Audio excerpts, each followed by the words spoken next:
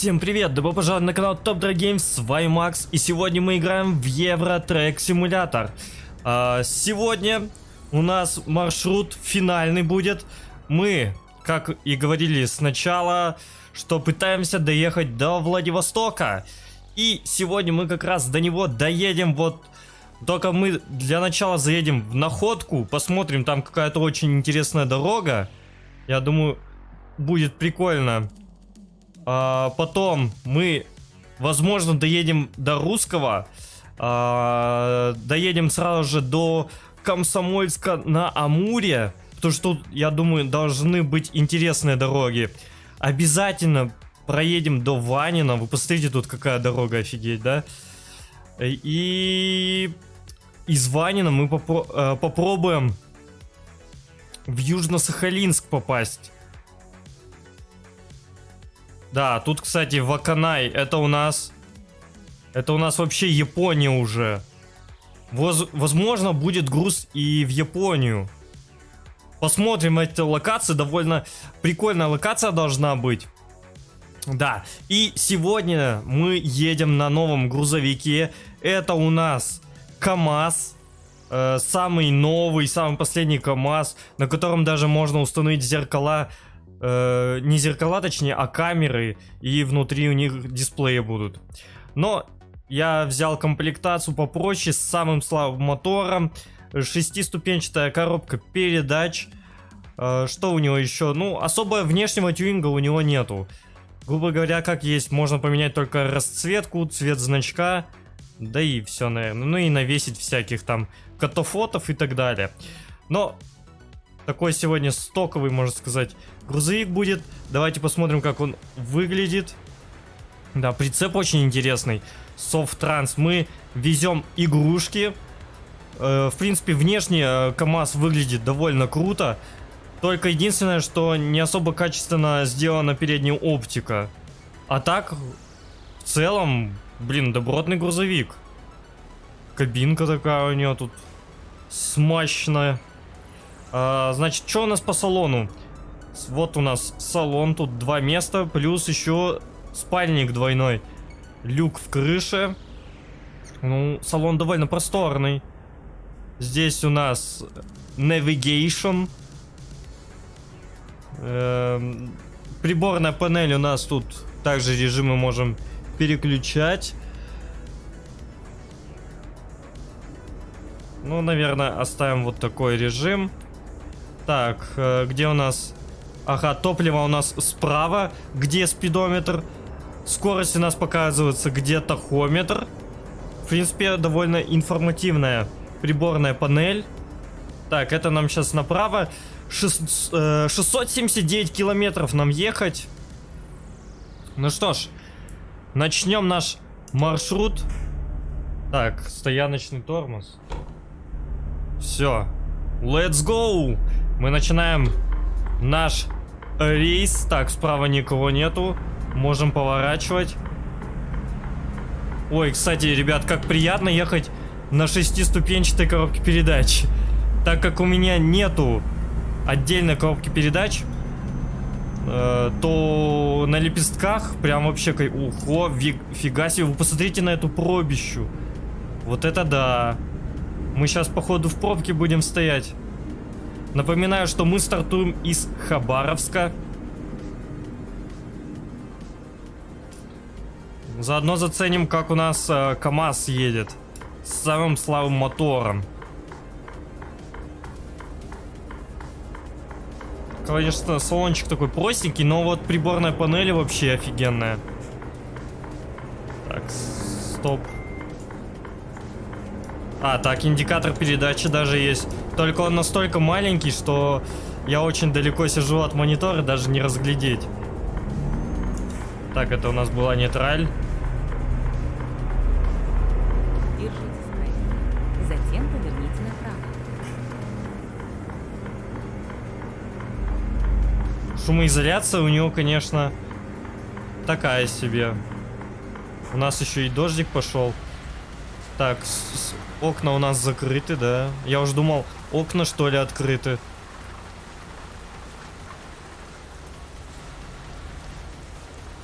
светодиодные, поворотники. Все как надо.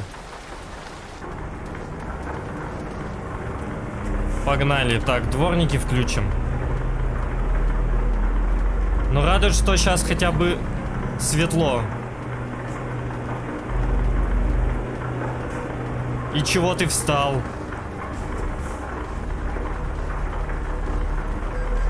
Блин, да какой красный свет, я уже выехал за перекресток.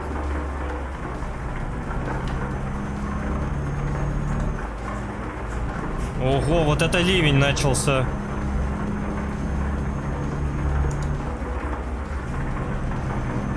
Вот это да, ливень. Капец, тут в Хабаровске пробки.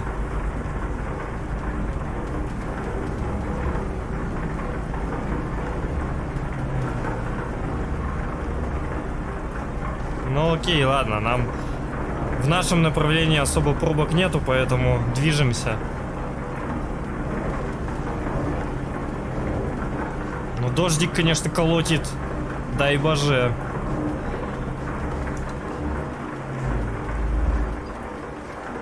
Так, здесь 60 грамм. А я уже до 80 разогнался. Мощности вообще за глаза хватает, даже несмотря на то, что слабый мотор стоит. Так, у нас здесь что-то я не вижу знаков приоритета, хотя он нас пропускает. Окей, ладно, проедем. Кстати, приборная панель напоминает очень Сканию. До скольки он вообще крутится? Так, 2000 оборотов. Еще до сих пор крутится.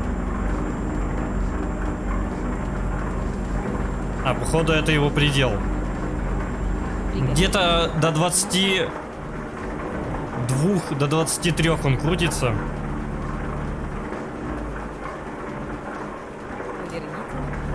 Но меня радует, что не приходится дофига тыркать передачи на лепестках, потому что это ну реально бред. Была бы, конечно, коробка передач с делителем, но вообще бы кайфушечки были. А еще, кстати, меня, знаете, что раздражает? Это то, что чтобы открыть и закрыть стекло, нужно назначать разные клавиши. Почему не сделали на одну клавишу? Ладно, окей.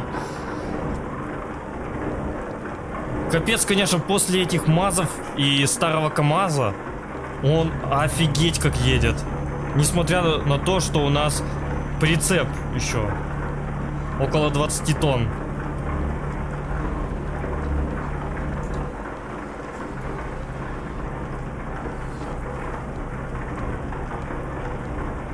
Но очень надеюсь, что будет дорога очень интересная. Судя по карте, она там петляет, охренеть как.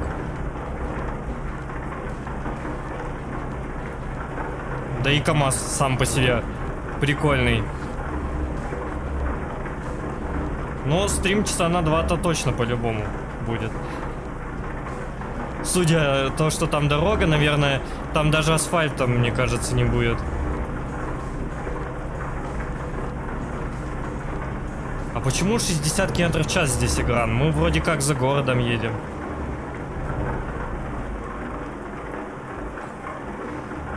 Странное ограничение.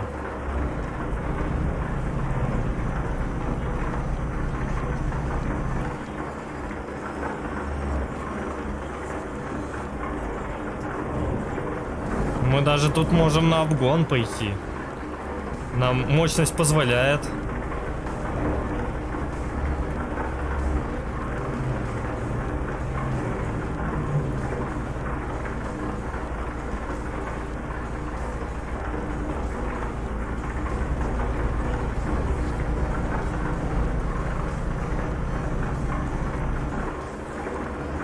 Да, только двухполосная дорога и трафика слишком много.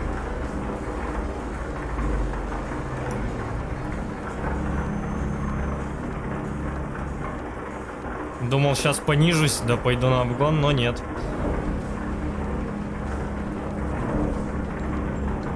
Да, кстати, это еще бета-патч 1.45. Здесь появился датчик дождя. Он сам включает дворники, когда идет дождь. Почему-то поворотников не слышно, как работают. Ну-ка. Да. Они вообще прям такие глухие. Затем съезд справа. Так. Сейчас направо, значит, уходим. Съезд справа. Притормозим. Аккуратно проедем. Еще надо подскинуться.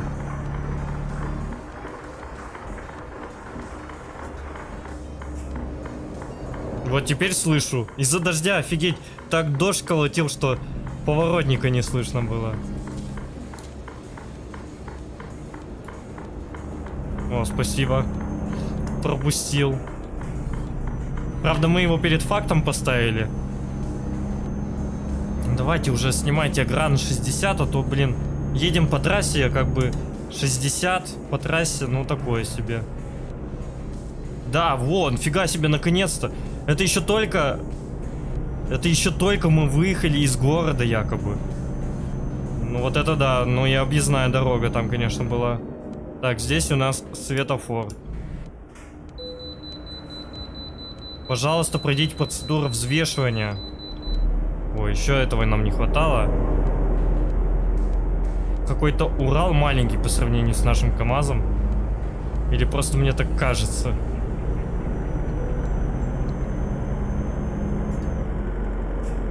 А, в смысле? А чё как бредово сделано? Я даже не заметил, что здесь вот эта процедура взвешивания. Аккуратно, аккуратно, нам не зацепить, блин. Так, все, давайте взвешимся. Привет, удачного стрима и удачной дороги, сержант Кросс. Привет. Привет, спасибо тебе.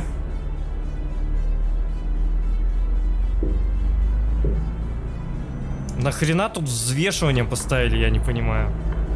Ну, бредовая. Асфальт, конечно, тут текстура асфальта, ну, низкополигональная, так сказать. Ну, благо, что она тут недолго была.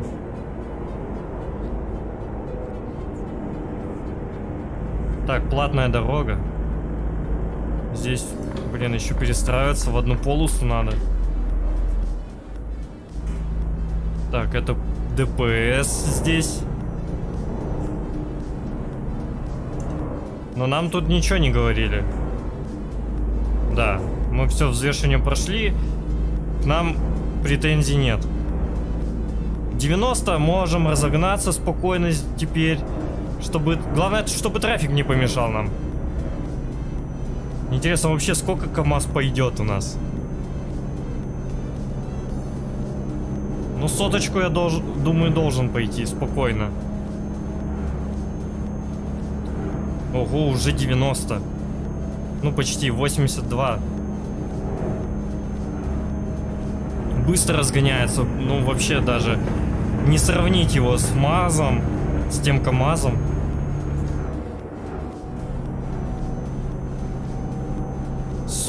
Сотку валим. Да, только недолго мы ехали сотку. Здесь у нас камеры стоят. А, эти камеры у нас на то, что платный проезд. Здесь у нас какие-то базы с правой стороны. Вообще очень похоже на свалку какую-то. Да. Либо какой-то карьер. Добро пожаловать в хоррор. Добро пожаловать в хоррор.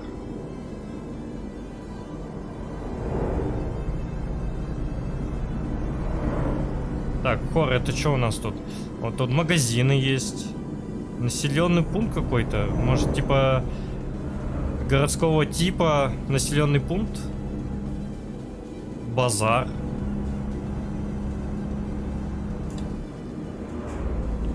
Конечно же, у нас во всех населенных пунктах ограничение 60.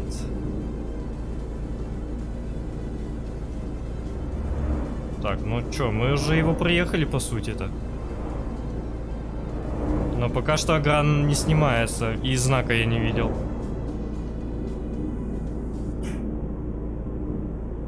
Давление накачалось в тормозной системе. А, он еще продолжается, он на двух сторонах, так сказать.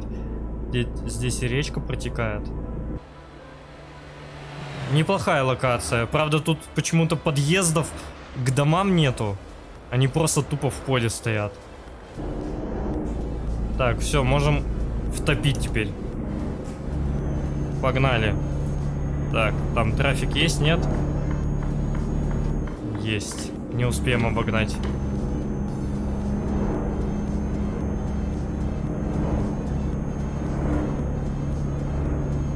Да. Это, грубо говоря, русская глубинка. Тут вообще нету широкополосных дорог. Чисто две полосы. И, грубо говоря, обгоняй как хочешь. Если трафика дофига. Вот там ДПСник остановил автобус.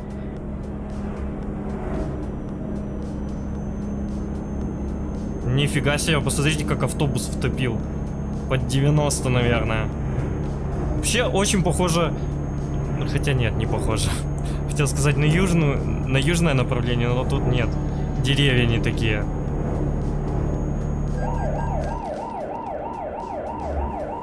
Скоростной режим, блин. Я еду, вот как автобус едет. Почему автобусу штраф не дали, а мне дали? Я за автобусом угнаться не могу. Еще и штраф получаю.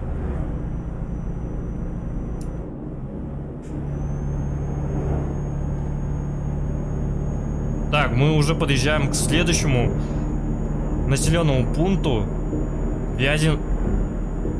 Как? Вяземский. Что-то знакомое, кстати. Ой, а у нас тут что-то дорога плохая. Пошатывает грузовик.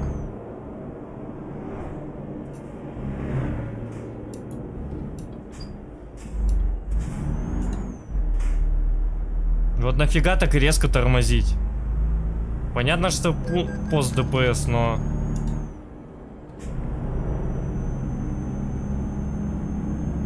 Роснефть. Кстати, давно этих заправок не было. Обычно Газпромовские. О, тут и ТНК еще. Офигеть тут заправок. Заправляйся где хочешь, так сказать.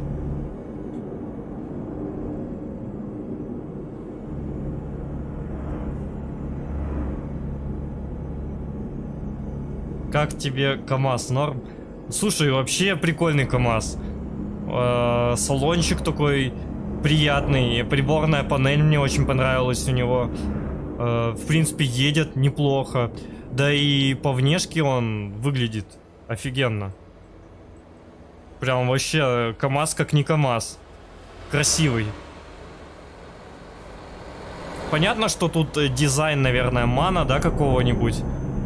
Я просто особо не шарю за грузовики. Но уже по-европейски он выглядит. Вот если бы не значок КамАЗа, я бы и не знал, что это КамАЗ.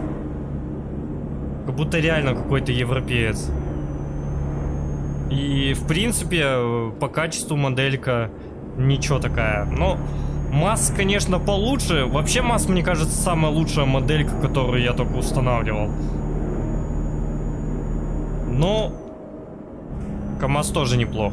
И... еще, кстати, Volvo офигенная. Но мы Volvo потом затестим.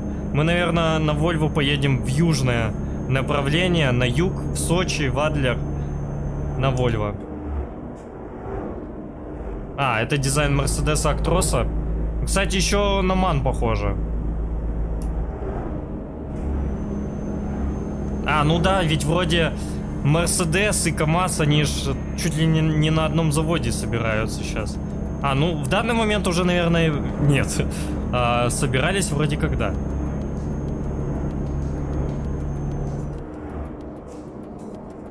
Егор, привет. Хорошо, связь, спасибо большое. Капец, конечно, только вот я нашел минус, его очень сильно кренит. Но, возможно, это такие настройки у меня стоят. Жесткость, у меня слишком мягкая подвеска сделана. Возможно, из-за этого его так кренит. Но он прям мягкий. Надо скорость сбавлять, чтобы нормально повернуть. Без такого дикого крена.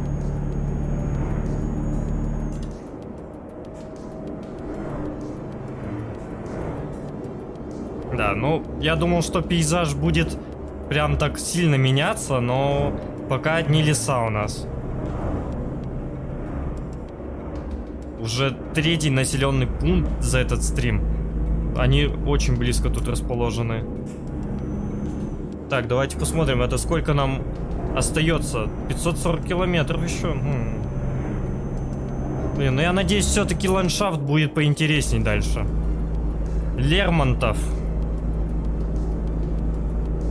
Двигайтесь прямо.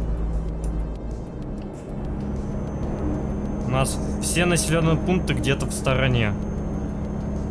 Автобус, наконец-то ты свернул. Хоть можем разогнаться, посмотреть, на что способен КамАЗ наш. Так, ну вот смотрите, тапка в пол.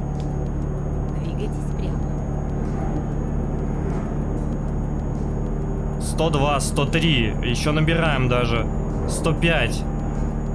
Все, 106. Ну, неплохо. 110 он бы пошел. Но трафик не идет. Сейчас мы за трафиком плестись тут будем. Ребята, всем привет, кто только присоединился. Приятного вам всем просмотра.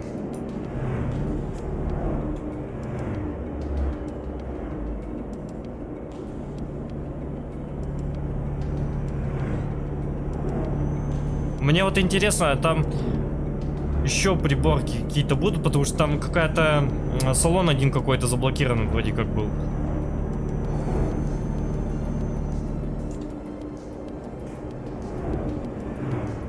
Блин, этот транзит бы мне обогнать.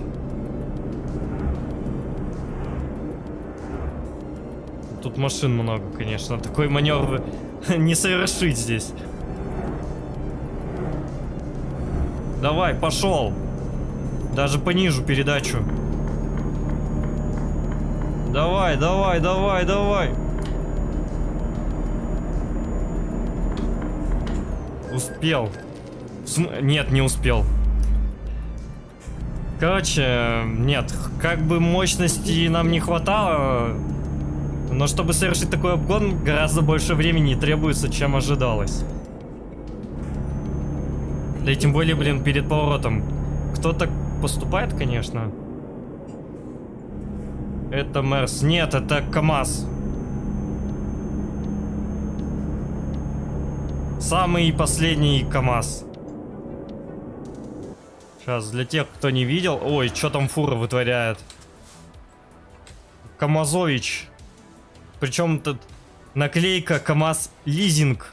Машина вашего бизнеса. Вольво, ты что там вытворяешь, блин? Двигайтесь прямо. Я катался с папой. У него грузовик МАН Евро 6 2017 года. У него функция аж может сам тормозить и сам разгоняться. А, так это ж круиз-контроль. Адаптивный круиз-контроль. Очень классная вещь, кстати, в реальной жизни. Ты, допустим, куда-то едешь, ну это и в легковушках есть такая функция. Допустим, ты куда-то едешь на дальняк, да, по шоссе. Ну, грубо говоря, шоссе, там 4 полосы, все как положено. Ну и как бы тебе напряжно так постоянно давить газ, монотонно. А тут просто выставил вот этот адаптивный круиз-контроль, он будет автоматически притормаживать, если спереди машина какая-то там вылезла. Если машина перед тобой ускоряется, значит и ты ускоришься до заданной скорости. Ну, в общем, очень полезная штука. У меня в машине есть круиз-контроль, но он обычный. Там просто как бы ты выставляешь там ограничение на 100, и все, она как бы 100 держит. Допустим, если там какая-то горочка, то она автоматически ускорится и так далее. Но если перед тобой машина будет ехать, то она сама не замедлится. Тебе нужно самому уже контролировать это.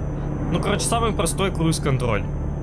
Я бы, конечно, хотел себе адаптивный, но, блин, адаптивный круиз-контроль стоит денег. Да, и тем более на моих машинах его никогда не было. Да, здесь у нас еще копы, блин, на Audi A6 ездят, офигеть. Вот они тут деньги заколачивают, причем 2 подряд копа едут на А6.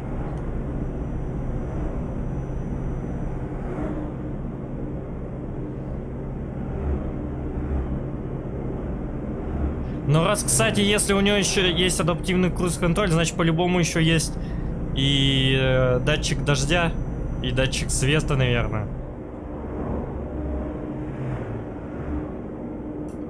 Тоже очень классные функции. Особенно датчик дождя. Тебе не нужно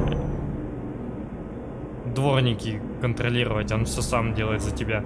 У него функция, он может по бортовому компьютеру показывать, с какой скоростью машина едет впереди. Ну да-да-да, это все адаптивный круиз-контроль показывает.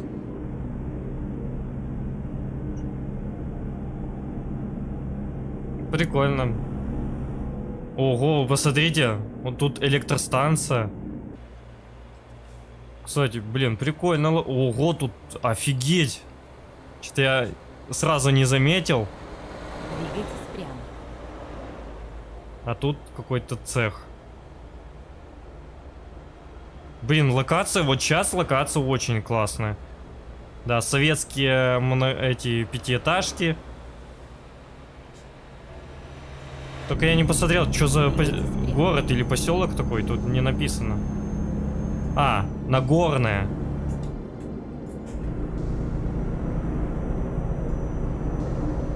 Ну, Нагорная, так Нагорная.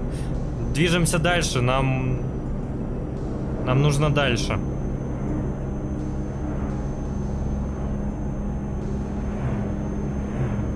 Опять этот ландшафт начался. Капец, сколько ж я этих Вольф встречаю сейчас. Очень часто ездят. Реношки, кстати, тоже неплохие грузовики. У них тоже очень интересный салон. Приборная панель цифровая. Вообще, вот самые любимые грузовики мои. Вот, наверное, самый любимый грузовик — это Scania. Она мне очень нравится, у нее тоже есть приборка там полностью цифровая. И нравится вот, по-моему, блин, какой же там грузовик? В American Truck Simulator он есть.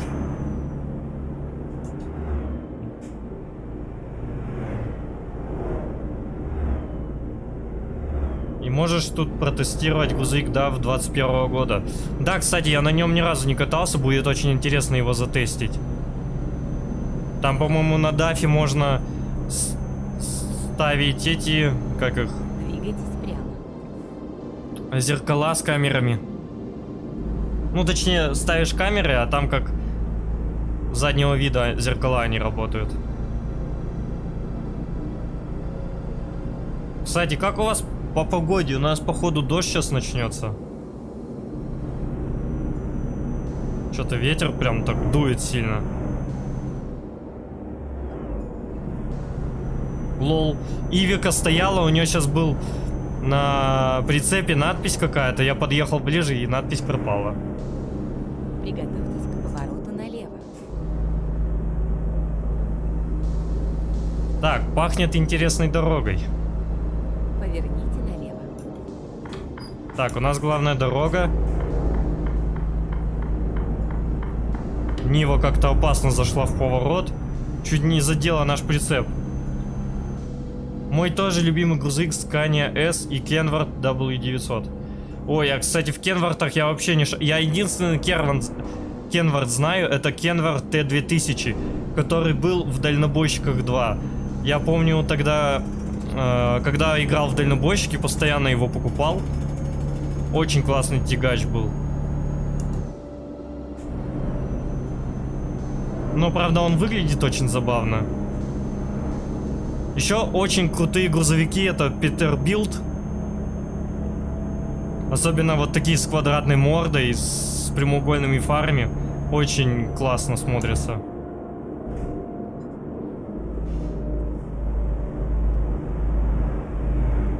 Нифига себе, вы посмотрите, самосвал на обгон пошел как. Давайте мы тоже тогда пойдем. Успели. Успели. Даже смотреть по зеркалам не буду, потому что, ну, реально, мы уже 100 раз обогнали эту фуру.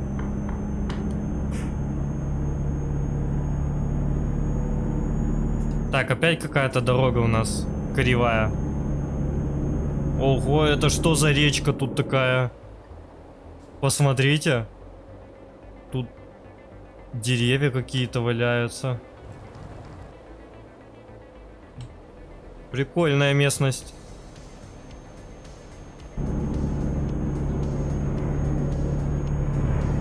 Видимо, небольшое наводнение было. Так, Владивосток прямо. Отлично. Дальнереченск. Подъезжаем к очередному городу или населенному пункту.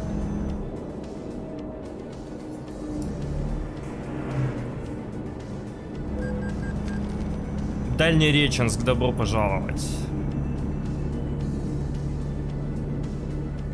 Угу, магазинчик.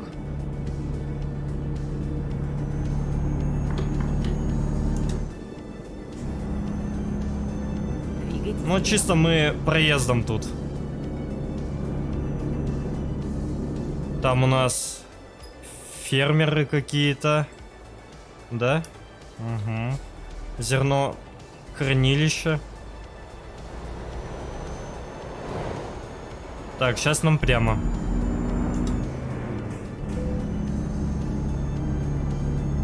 Двигайтесь. Так, ребят, вы тут аккуратнее, у меня все-таки преимущество на этом перекрестке. Все, проехали.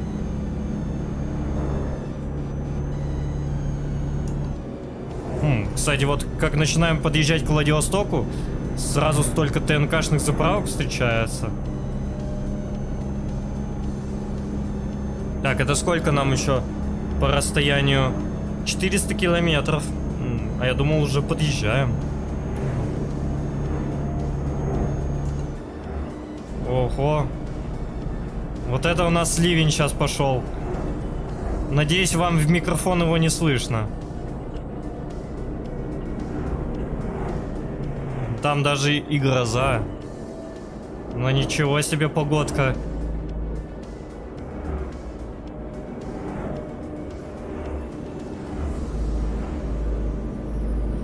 Так, ну чё мы так медленно едем? 80. Тут 90 ограничения. Двигайтесь прямо. Так, КамАЗ прямо едет. Шкода, может ты притопишь тут немножко? Не хочет КамАЗ обгонять. Ой, а тут ДТП, что ли? Да, опять у нас ВАГ куда-то врезался. Очень много ДТП с участием ВАГа.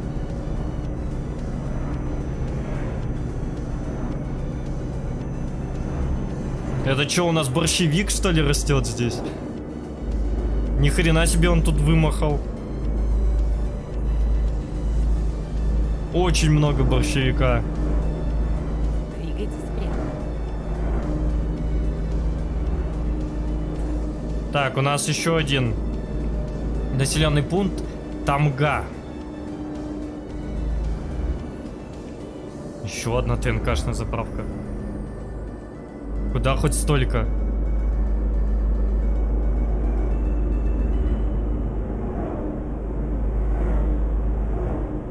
Так, ну сервис по пути. Нам, в принципе, в сервис не надо. У нас с машиной все в порядке.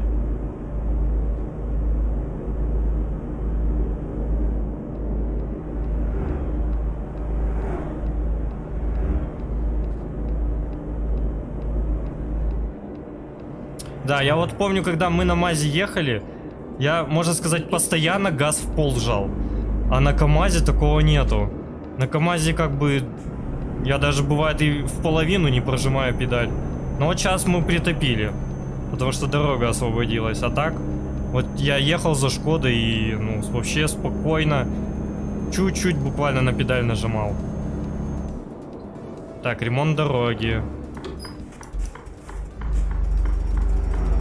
Здесь мы аккуратно проедем, чтобы в нас трафик не вписался.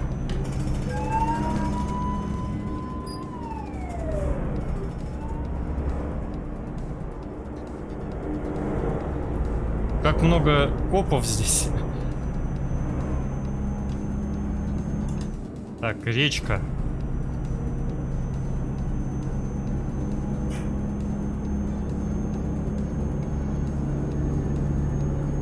И деревушка.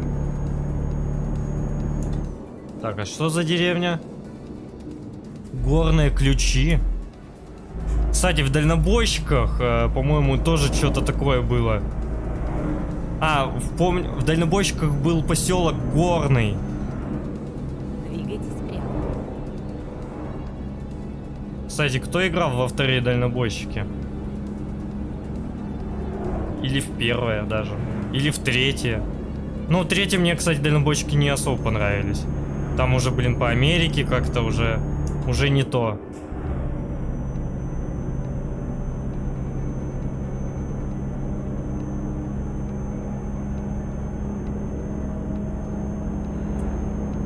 Топим.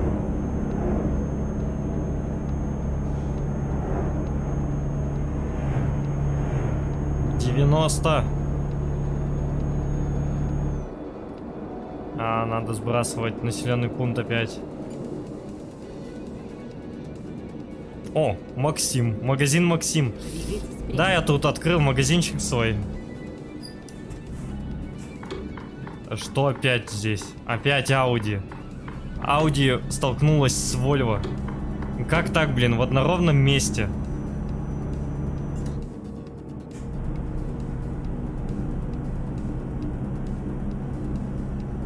Рынок.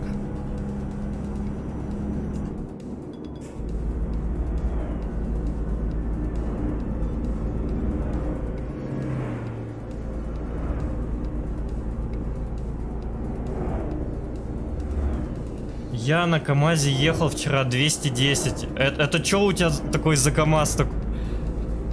Что там за мотор стоял? У меня-то здесь стоит самый слабый мотор, самый первый, самый доступный. Я просто не особо любитель мощных моторов в этой игре. Ну, блин, ну... Мне кажется, ну это нереально. На КамАЗе ехать 210.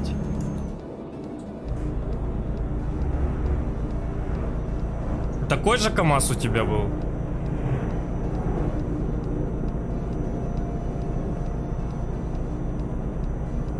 Вот М5. На КамАЗе мотор от М5 стоит? Что?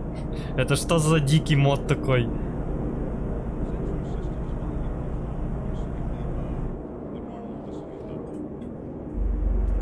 Руновка вроде, да? Там населенный пункт, название. Блин, ну...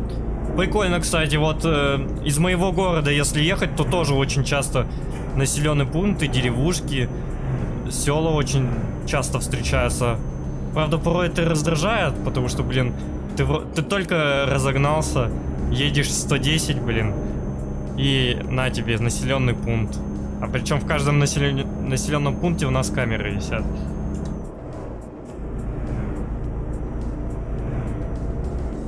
Два мотора поставил от М5, 1400 сил вышел на выходе. Вот это у тебя корчелыга вышла. Но, по-моему, в данном моде такого сделать нельзя.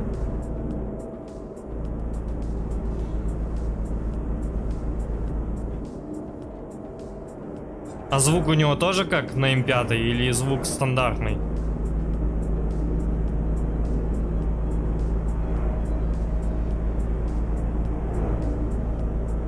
А я только сегодня катался на М5 в Азото Корсе.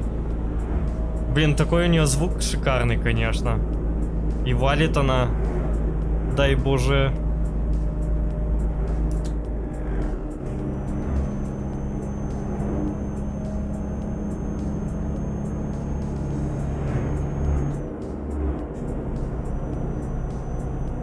С горки, сотка.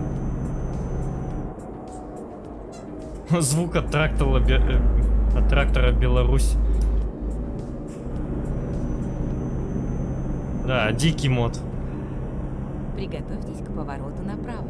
Но я, конечно, больше за реалистичность. Поугарать, конечно, тоже весело, но все-таки намного интереснее играть, когда у тебя прям вот реализм.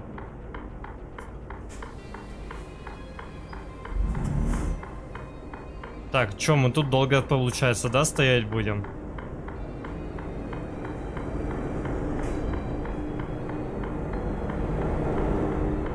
КамАЗ хочет повернуть налево, а нам надо направо. Он, получается, будет пропускать всех тех, кто едет прямо там.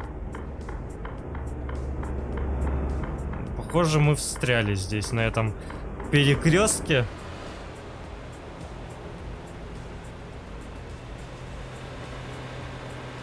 Еще за нами вон. Уже целая пробка собирается. Так, прикол в том, что на прицепе вез подбитый танк. Жесть. А подбитый танк, он с этим модом, что ли, идет? Или отдельно он устанавливается? Блин, мне кажется, ребят, нужно объезжать. Мы тут реально простоим сейчас.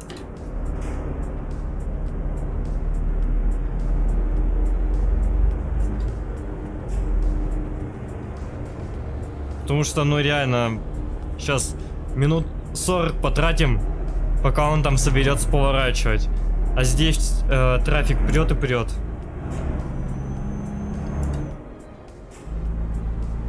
Так, что у нас? 310 километров еще остается.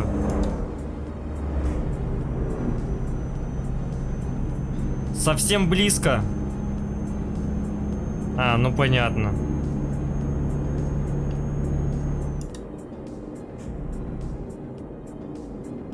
На кольце второй съезд. Только тут не надо сейчас опять вот эту политику устраивать на канале. Потому что тут чисто игровой канал, и мы вообще это не обсуждаем. Сейчас съедьте. Менты на десятке. Ого.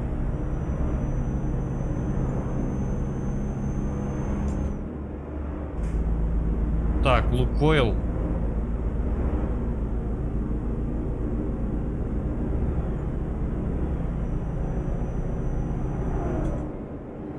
Всем доброго времени суток, отличного стрима тебе, Макс. Коля, привет. Спасибо. Как у тебя дела? Блин, я тебе забыл скинуть мод на фуру.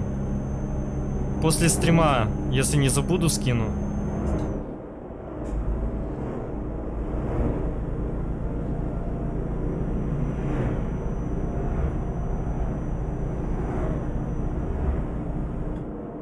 Блин, вот судя по карте, в этом моде частичка Японии есть.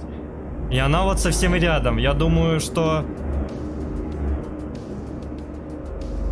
я думаю, что тут можно попасть в одну точку в Японии. Но она там прям очень совсем крайняя.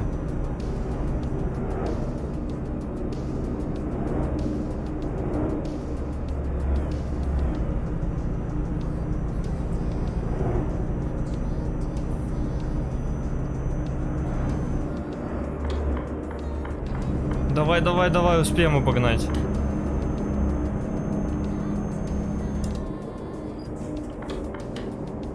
Да, прям перед населенным пунктом. Черниговка.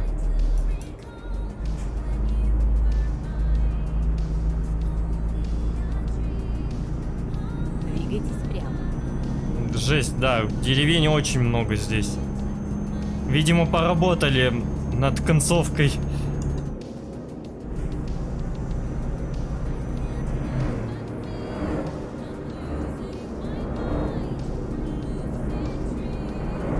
Да, и причем деревни такие большие, однако. Правда, опять подъезды к домикам не сделаны, но это ладно.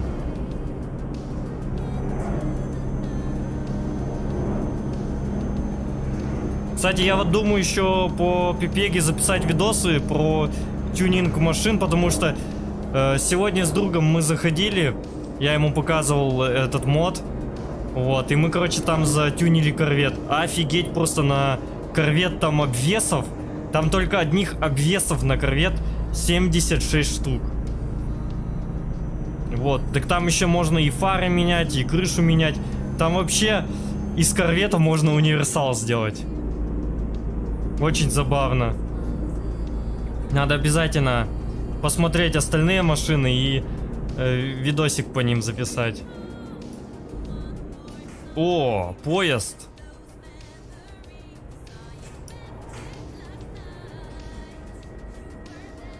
Там поезд едет. Ну-ка, ну-ка. Где он? Электричка. Нет? Да, электричка это. Мы, наверное, первый раз встали на железнодорожном переезде пропускать поезд. Ну, да, он не особо длинный был, значит, это по-любому электричка была. Так, а дальний как у нас? Он что-то не особо далеко он светит. Какой-то тусклый.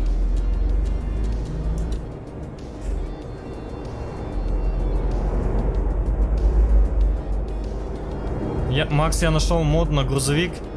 Его оценили в 5 звезд из 5 на сайте. Если надо, то скину. А что за грузовик?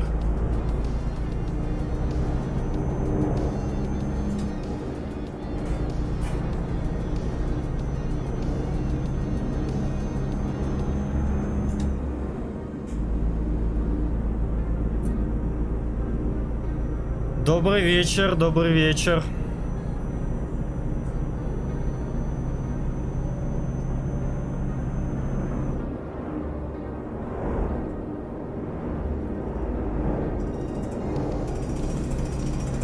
Ремонтной работы дороги. Ой. Кстати, прикольное такое время. Закат. Такое солнце прям в глаза светит. Правда, не как в жизни.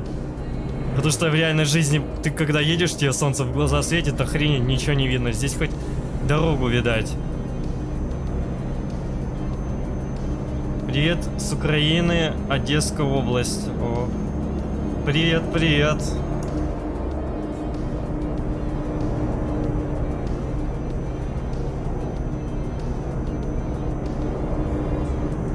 Блин, а я не помню, у нас ведь кто-то... Коль, не помнишь, у нас кто-то с Одессы ведь тоже был.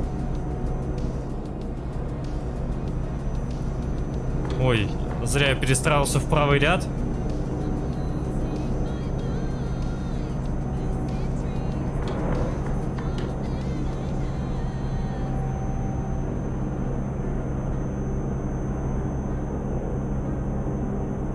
Капец, конечно, КамАЗ топит.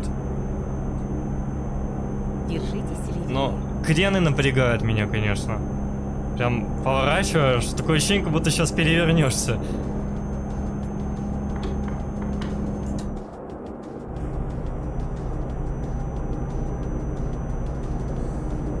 Ну, 110. 110 шпарит. Так, давайте в правый ряд займем.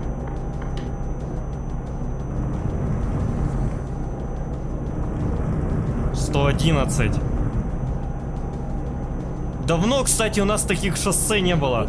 А куда рейс? Да, Владивосток. Ну, точнее, мы сейчас едем в Находку. Это рядом с Владивостоком.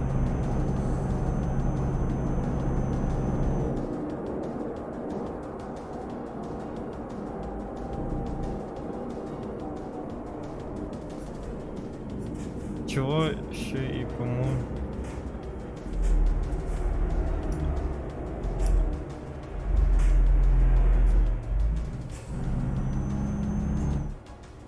Вова, немножко я тебя не понял. Можешь как-то перефразировать?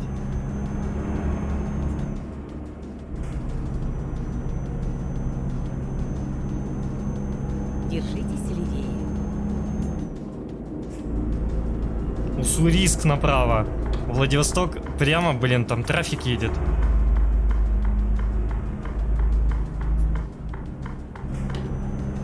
Едем, короче, во Владик за праворукой тачкой. Возьмем какого-нибудь себе Марка. Можно целую фуру Марков взять, а потом привезти в Россию их продавать. В России Toyota Mark очень ценится.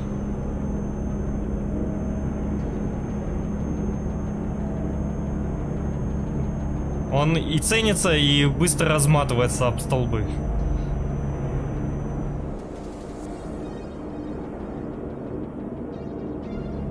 Держитесь левее.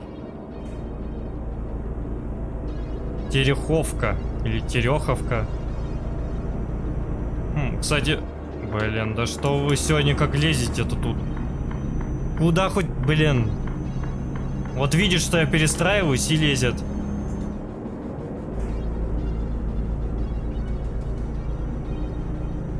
А, ты по ней тоже раньше ездил, то садись на Киев. А, и то еще куда? Ну да, тут тоже есть Украина. Восточный экспресс карта называется. Прикольно, тут офигеть сколько километров дорог сделано. Мне тоже понравилась карта. Но я еще особо тут... Че, мы только ездили вот до Владивостока. А от своего города до Москвы я ездил. Ну и, по-моему, все. Так, по бензину у нас еще нормально. Так, где тут Ай буква?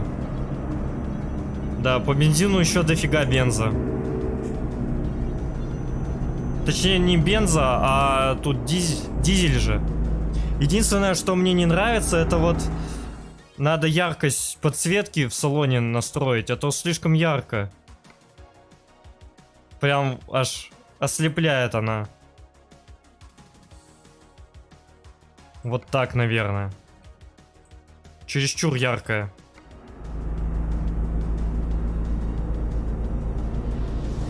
Блин, а ночью... Вот мы сейчас едем по четырехполосной дороге. И довольно много трафика едет. И красиво смотрится. Тут хоть освещение есть. А то мы обычно едем... может, в Украину поедете? Слушай, потом мы съездим обязательно, но не на этом стриме уже. У нас, получается, мы сейчас до Владивостока доезжаем, потом до Амура доедем. Возможно, даже в Японию попадем, потому что она тут рядом. И на следующих стримах мы поедем до Сочи, до Адлера. Просто у нас уже спланировано это. А вот уже после Сочи можем доехать до Украины. Кстати, там как раз по маршруту нормально будет.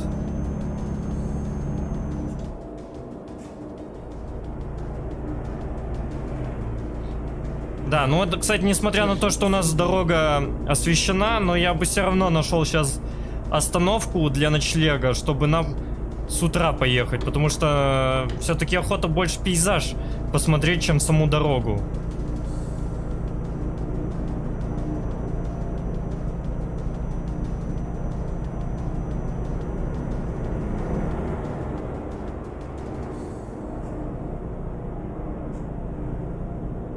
Макс грузовик называется Ивека АС2. А это из современных что-то или из старых? Я, кстати, вот очень обожаю старые грузовики. Так, это получается мы что вообще сейчас проезжаем? Ну-ка, блин, остановиться нам нужно. Сейчас, короче, будем на ночлег останавливаться и посмотрим. Жесть трафика сколько едет. Аэропорт. На находку прямо.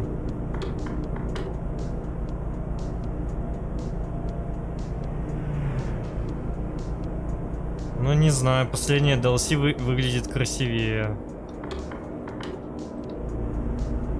Ну фиг знает, ну то, что мы сегодня с тобой катались, это какое было? Последнее DLC или нет? Ну, локация была очень классная.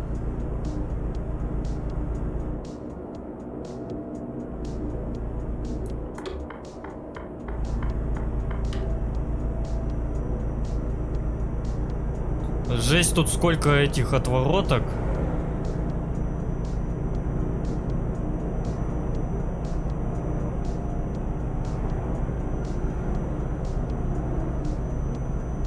Так, давайте в правую полосу перестроимся, а то сейчас мы, наверное, трафику мешаем. Да, и все, освещение закончилось. Ни хрена не видать.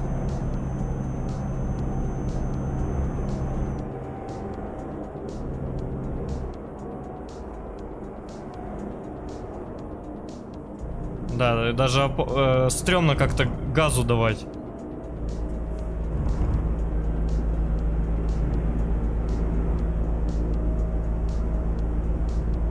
80 поедем. Так спокойней.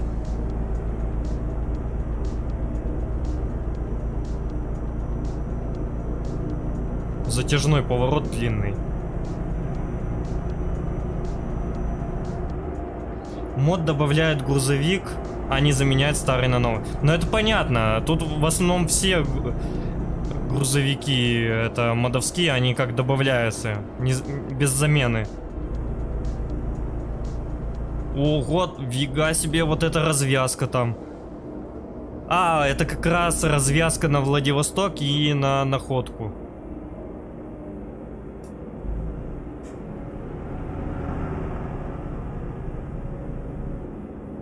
Держитесь правее.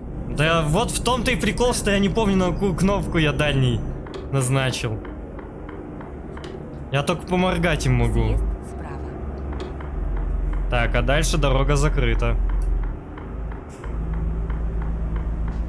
Приходится страдать. Сюда бы легковые машины и готов ТДУ-3 был бы.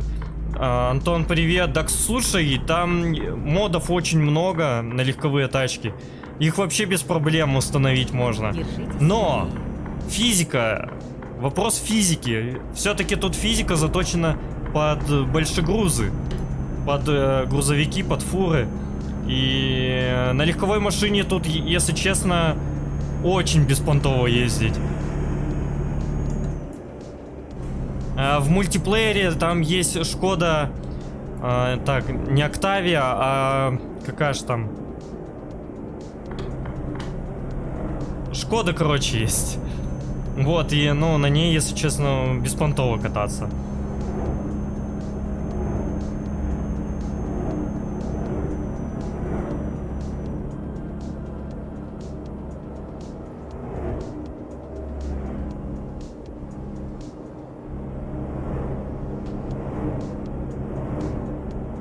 Только в жизни так не делаю. А что я сделал?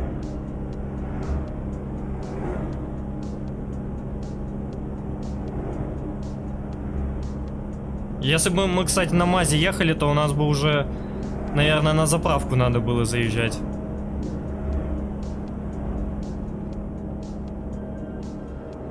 А я вот не помню на клаве, на какую кнопку дальний. На J это поморгать. Ну, тем более, если видишь, мы с дальним сейчас будем ехать, то мне все моргать будут.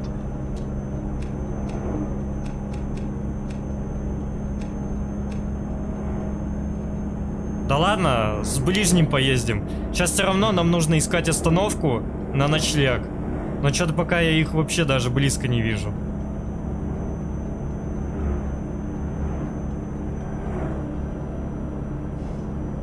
Ой, жесть, вот это сейчас дорожка у нас там будет. Я уже отсюда вижу по навигатору. Там такие кренделя сейчас выписывать надо будет.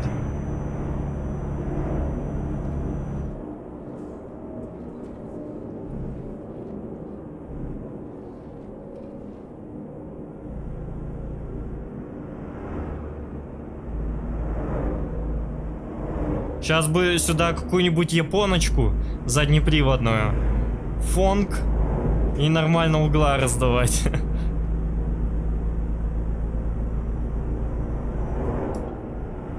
Так, сбросим скорость. Переключимся на пониженную передачу.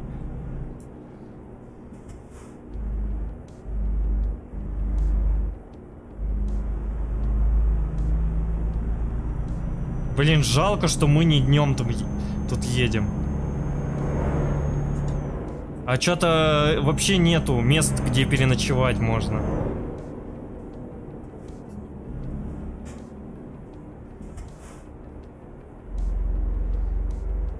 Держимся максимально к отбойнику, чтобы никого не задеть.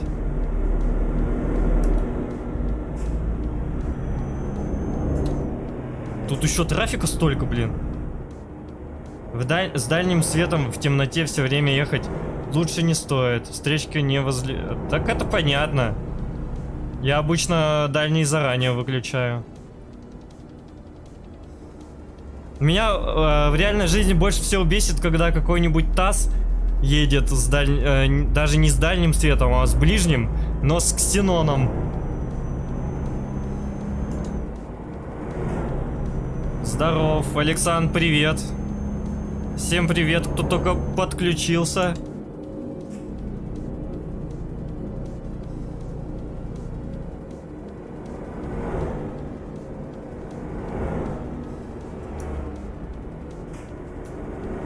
Опасно, опасно он выехал.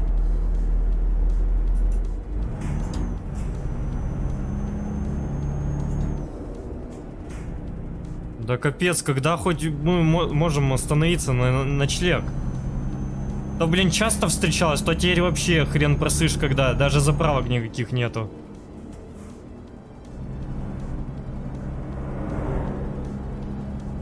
Всем привет, привет всем. У моего бати Биг Ксенон. У моего бати Ксенон. А на чем у тебя Ксенон? Нет, если в принципе оптика линзованная, то как бы норм. А если когда в обычную, в штатную оптику ставят Ксенон в тазы, то это вообще жесть. Ну, правда, у меня в Хонде тоже как бы в обычную штатную оптику вставлен Ксенон, но он, я бы не сказал, что слепит. Но если, блин, сравнивать с тазом, то это вообще небо и земля. Особенность мода: автономный, продается в Ивика. 2 кабины, 6 шасси, различный тюнинг, свой интерьер. Прикольно. Вот почему сделано так темно в городе? Почему освещение не наставили? Двигайтесь прямо. Очень темно ночью ехать. Бати линза на Таврии. О, фига себе, Таврия. Я давно не видел этих машин. Мне кажется, в России уже все Таврии давно вымерли. О, ночлег. Наконец-то.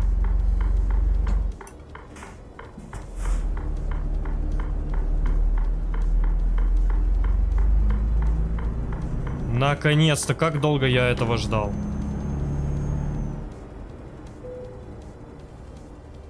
Все, глушим мотор и отправляемся на отдых. Сейчас как раз у нас будет... 6:40 вообще идеальное время. Вообще, сразу горы, видать.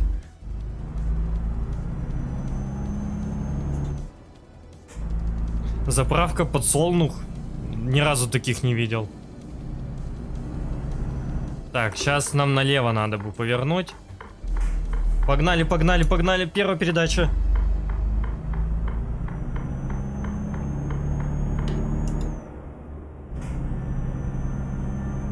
Все хорошо. Охеренные фары поставил. Не, ну линзованная оптика с ксеноном нормально светит, никого не слепит.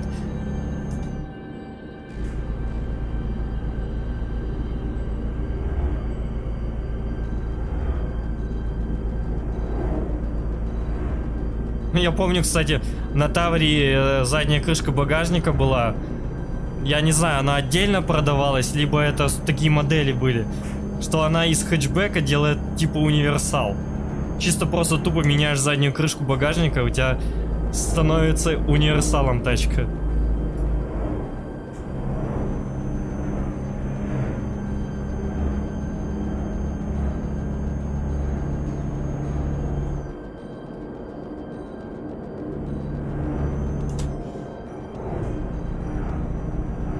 Магазинчик. Деревушка рядом.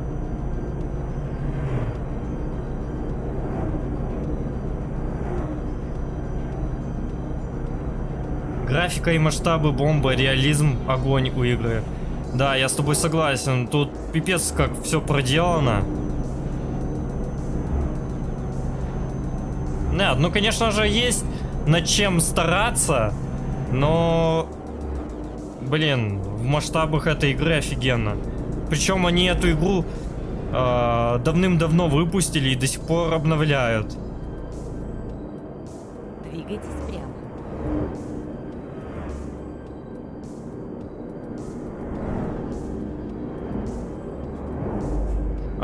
Знаю, я тоже такую видел, хз. Это отдельная модель. У моего бати версия типа Хачироку, но передний привод или, проще говоря, восьмерка. Ну да, Таврия это прям очень похоже на восьмерку.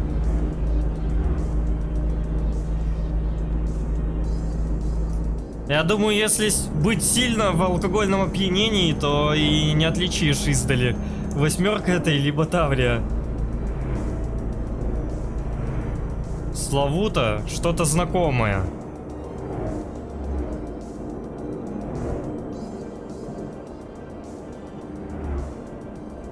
Но единственный, точнее огромнейший минус у Таврии это их надежность. Они капец какие ломучие. Если ее с той же восьмеркой сравнить, то восьмерка это просто Тойота.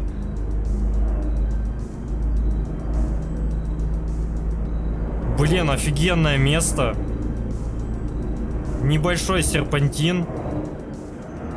Ой, а смотрите, что сейчас начнется-то. Ой, как прикольно.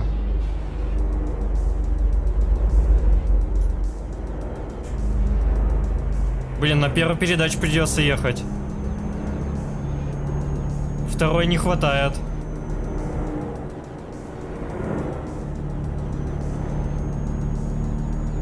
Там фура экскаватор везет.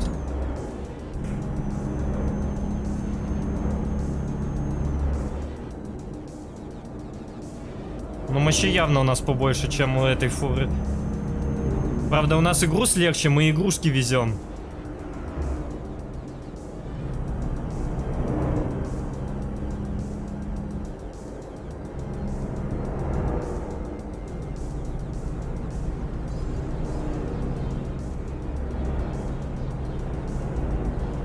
У меня, кстати, вот первая машина была восьмерка, и там мотор был 1.3. Кстати, довольно бодро ехала.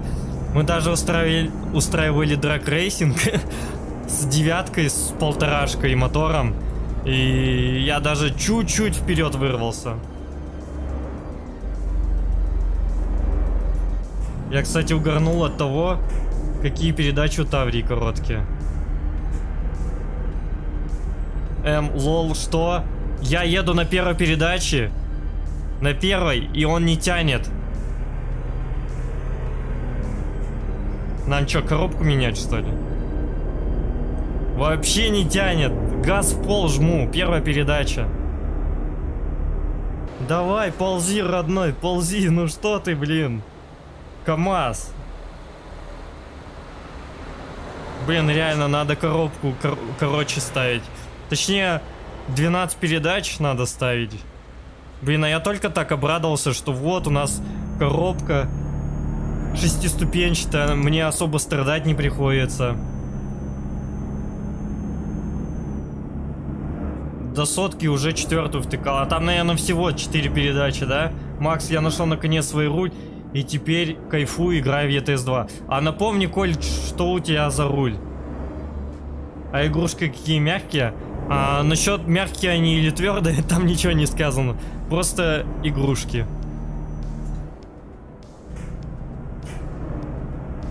Но мне, во-первых, нужны... Да просто надо поставить 12-ступку и все. Тут слишком длинная передача.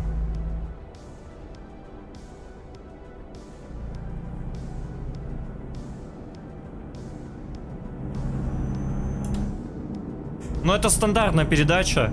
Ой, стандартная коробка передач. Я тут по мотору и по коробке ничего не менял. Зато он на шоссе нормально едет.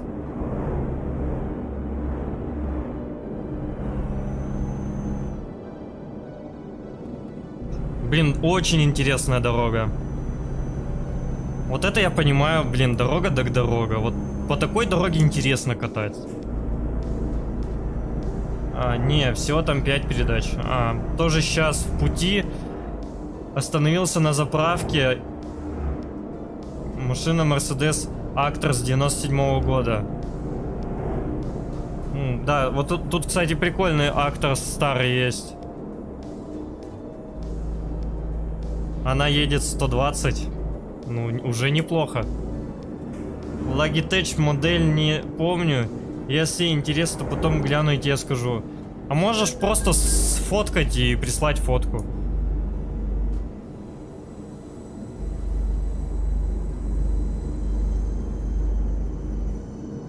У Мерседеса только механика.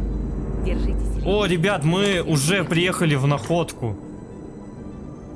Фига, как быстро время пролетело. Мы уже в находке. Поверните налево. За час доехали до нее. Блин, вот какие неудобные светофоры. Приходится, блин, вид менять.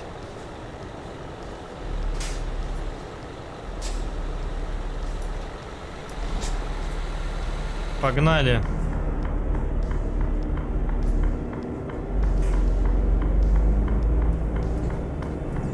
Да, все пропускают меня. Спасибо. Здесь пробище просто адское. Приготовьтесь к повороту налево. Да, мне бы еще сейчас повернуть. Поверните налево. О, Серега тоже в ЕТС зашел. Так, и как мне тут налево повернуть? Короче, тут надо быть очень наглым. Очень наглым. Прям максимально наглым, чтобы нормально повернуть, а то мы сейчас тут застрянем в этой пробке.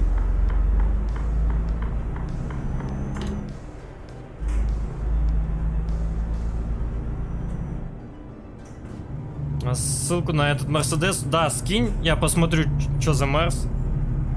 Мы прибыли. Конец пути. Ну а что мне делать? Так, все, выгружаемся. Так, проще простого давайте. Чтобы нам особо времени много не тратить.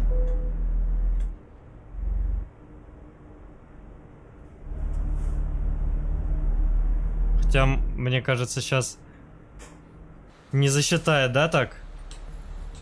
Да, надо сейчас задним ходом чуть-чуть сдать будет. Выровнять прицеп.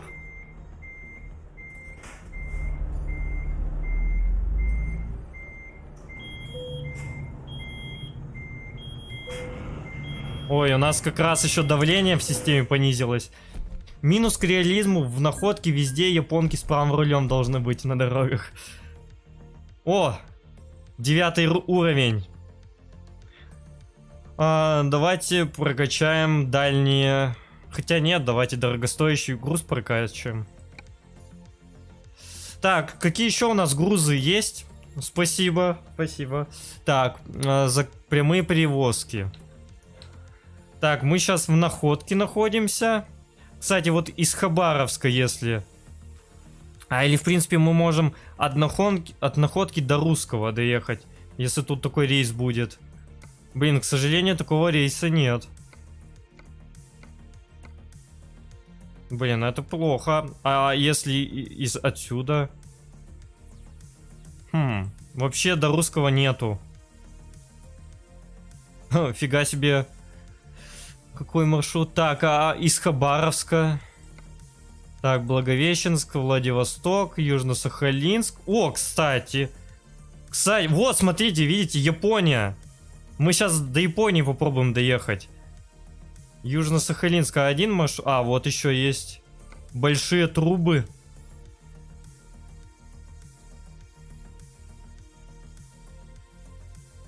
Давайте большие трубы доставим. Поехали. Так, ну для этого мы сделаем быстрое перемещение. Так, в Хабаровск.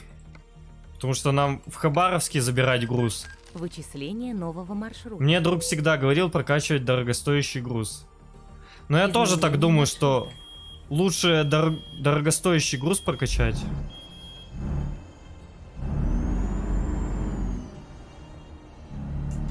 Так, это как нас он поведет сейчас? 26 километров.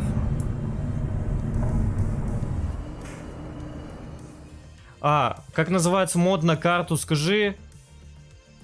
Восточный экспресс, сержант Кросс, называется Восточный экспресс мод. Так, карта, как он нас ведет? Так, а зачем мне направо? Так, а зачем мне... Через заправку... точнее, мне направо надо. Че он опять тупит? Бесит тут GPS немножко тупой.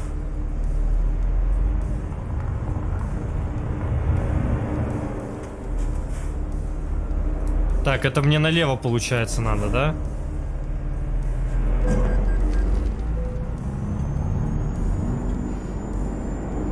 Нет, не налево. Все-таки правильно я. —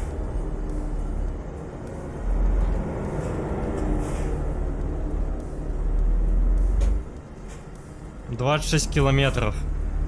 Да, блин, ну чего все стоим-то?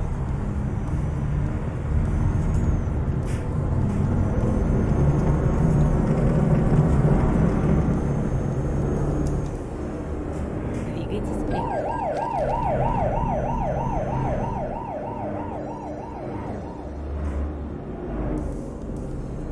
Так, а вообще куда хоть он нас ведет? Ну да, в Хабаровск. Мы ведь в Хабаровске должны загрузиться. Ну да, там же из Хабаровска груз был.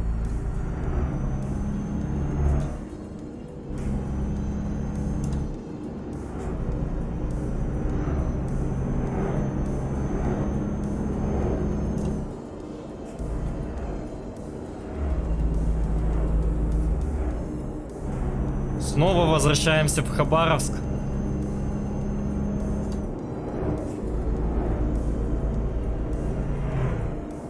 Да, Коль, конечно, скидывай.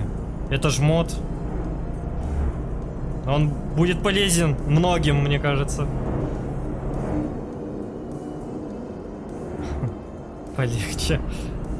Блин, ну а шо, я не люблю без груза ездить. Как только я без груза оказываюсь, сразу же лихачить охота. Тачка валит. Пушка, гонка.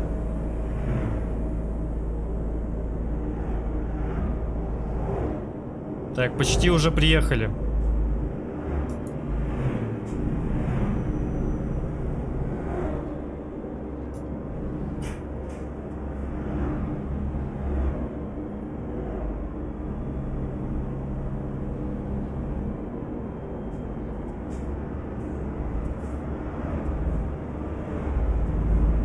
Да, вот вывеска Хабаровск.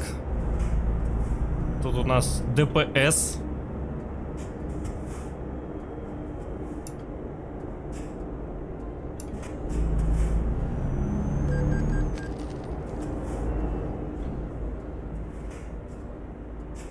Так, и чё мы опять встали? Кто-то налево решил повернуть? А какая у тебя версия игры? 1.45 бета.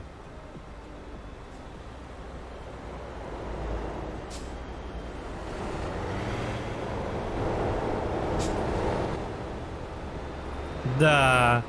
Мы, по-моему, на предыдущем стриме тоже в этом месте тогда стояли долго.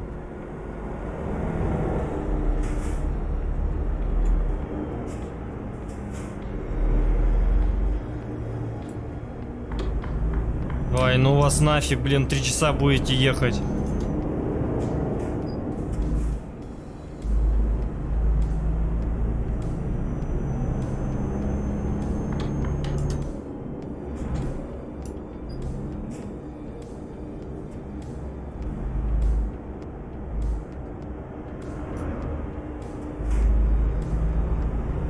Пежо, ты чё, охренел?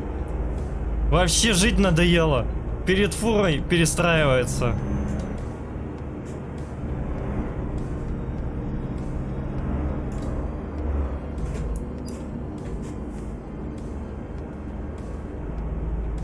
А, вот, все, мы приехали уже. Держитесь правее. Затем поверните направо. Поверните направо. Магнит.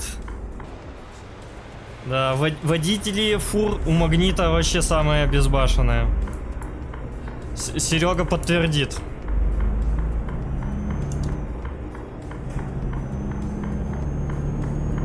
Держитесь левее. Затем поверните налево. Поверните налево. Поверните направо.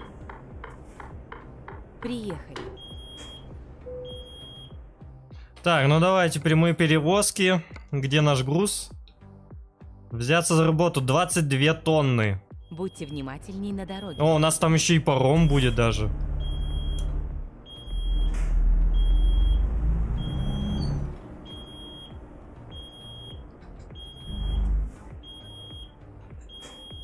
Коль, что-то не показалась ссылка. Ты ее уже отправил? Коль, не видно ссылки, не показывает. Я не знаю, видимо, блокировка в чате такая стоит. Она только у тебя.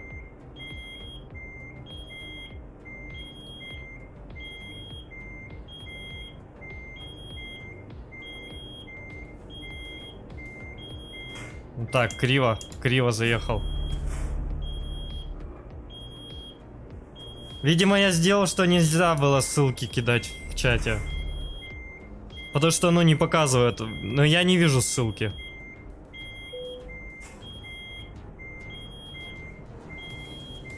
Хороший раунд. Сержант Кросс, я тебе ВКонтакте напишу.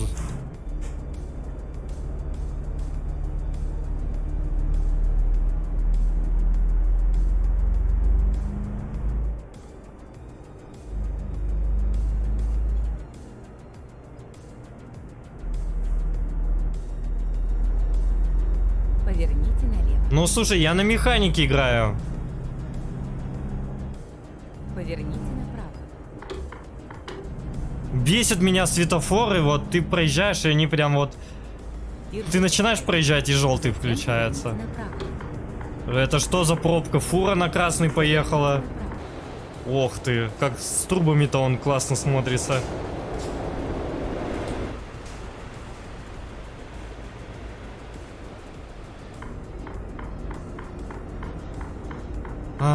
Значит, сержант Кросс, набери в поиске Восточный экспресс.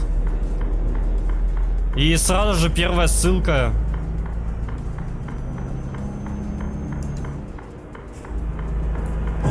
Да ёп... Ты куда лезешь, олень, блин, у меня зеленый. А штраф мне дали, причем. Блин, видишь, что я на фуре еду, блин, у меня прицеп сзади длинный. Мне по-другому никак было. А он лезет.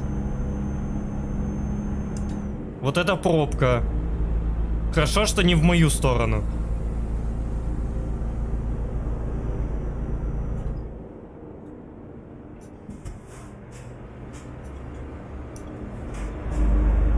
Двигайтесь прямо.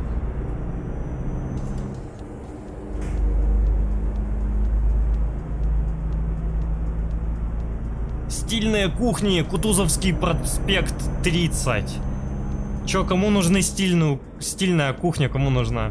Или вон запчасти на грузовой, на грузовым иномаркам, прицепом, автобусам. Как объехать пробку? Я покажу Яндекс.Карты.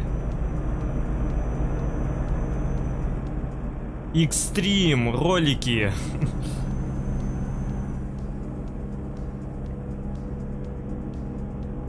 Она законом подлости зовется. Привет, привет. Привет, ребята, всем привет, кто только подсоединился. Приятного всем просмотра. Поверните У меня только Восточный экспресс версия 1.43. Качай его, качай его. На 1.45 он идет нормально. Проверено. На 1.44 он тоже идет.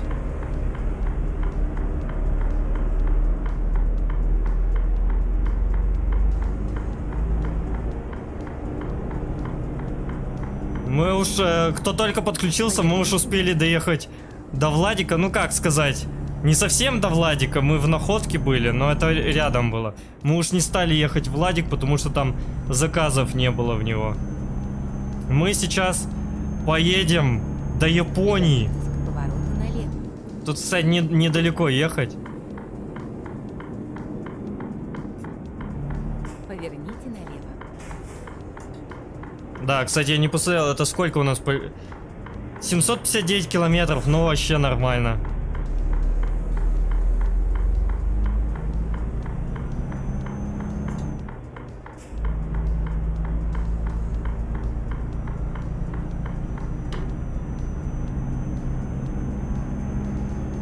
Блин, коробку передач бы надо поменять. Он с трубами хуже едет. Нереально длинные передачи. А чё все на аварийке? Чё все на аварийке, я не понял. А, нет, едут. А чё они останавливаются, включают аварийку? Джотто, ресторан-клуб. Пироговское шоссе 1А. Кстати, в курсе, кто создатели этой игры? Страна какая? Ой, я, кстати, если честно, даже не задумывался об этом. Ты знаешь?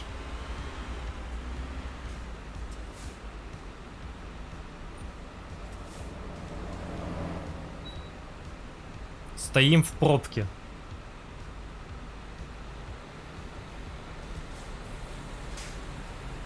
Трубы такие ржавенькие немного.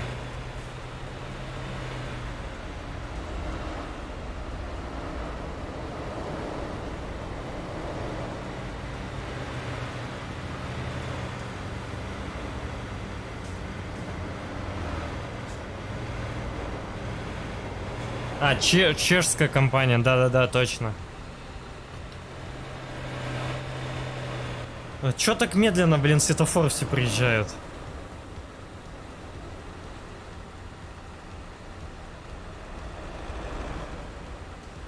«18 стальных колес» прикольная игрушка была на свое время. А, кстати, первая игра, она называлась у них не Евротрек симулятор, а там что-то Scania, что-то в названии, короче, со Scania связано было. Там чисто были грузовики Scania, а потом они решили из этой игры уже пилить Евротрек.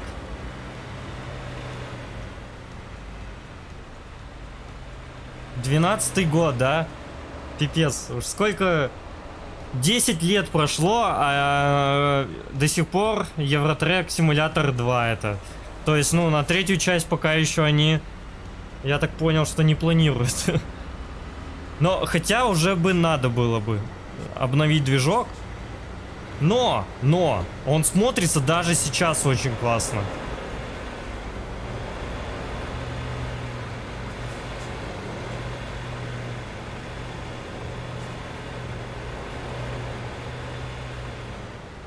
Похоже, это игра для тех, кому в реальной жизни пробок не хватает.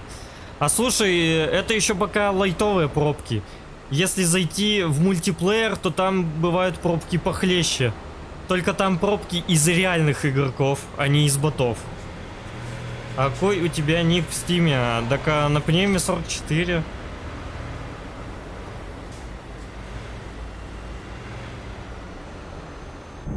Успел проехать.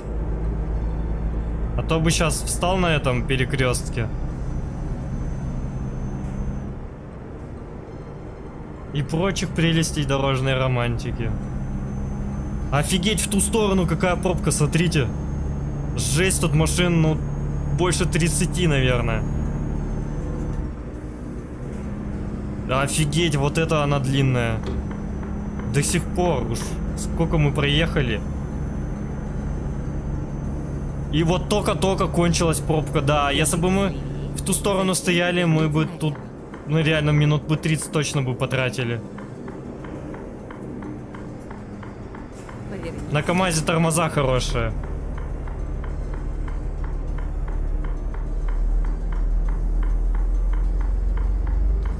Трубы явно для Газпрома.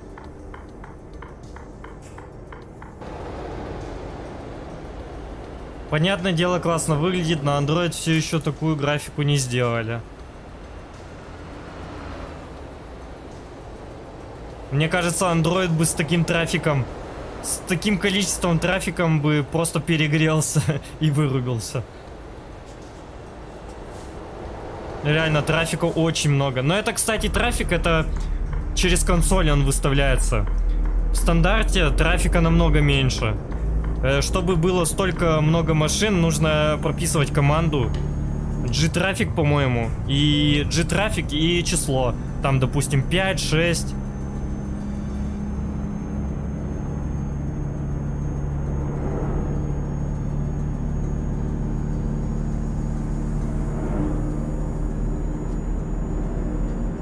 Наконец-то мы выехали из Хабаровска. Постояли немного в пробках. И что ж, 750 километров шоссе. О, там, кстати, как раз будет сервис. Мы там можем коробку передач поменять.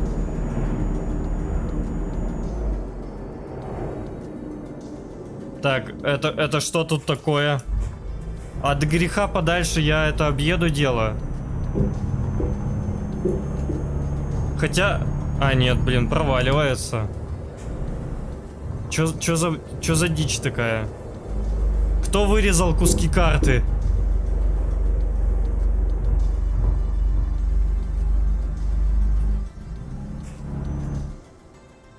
Впервые, кстати, в этой карте такие участки встречаю. Все нормально было. А по-моему, у меня как раз таки около 10 стоит.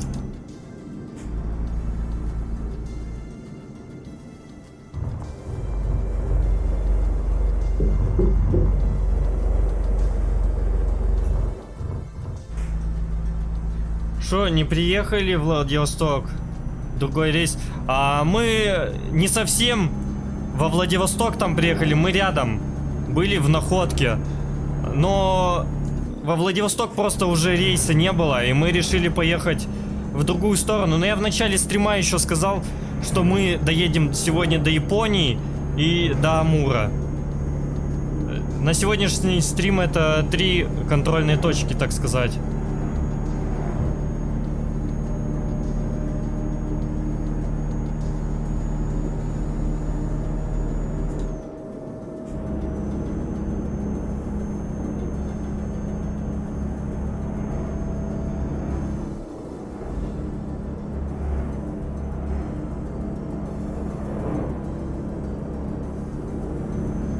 Да, эту коробку надо кочегарить.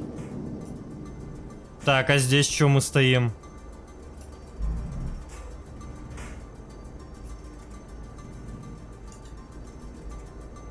Я не понимаю, что все стоят? Там вроде можно проехать.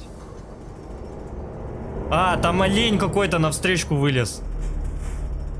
Да, то есть мудаки и в Евротрек симулятор присутствуют. Сейчас мы едем до Японии. Вот, я тебе покажу сейчас. Сейчас мы доезжаем до... Ух, тут дорожка, конечно, будет. До Ванина. А потом, видимо, на пароме едем в Холмск. Оттуда до Южно-Сахалинска. И доедем вот в Аканай посмотреть. Аканай это уже Япония.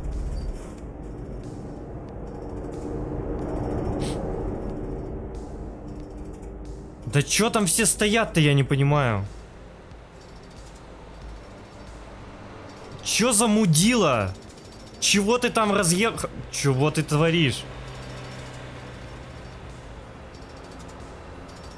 Это что за олень? Кто ему выдал права? Все вы видите, да?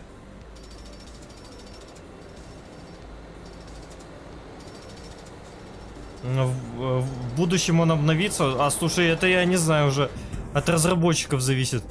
Короче, понятно все там. С этими ботами, блин. Вот, посмотрите на этого придурка. Чего он тут делает? Такое ощущение, что там женщина за рулем педали путает постоянно.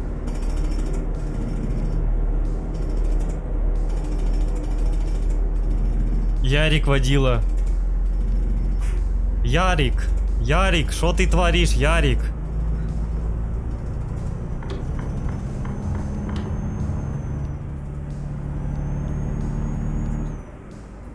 А, вот он и пробку собрал.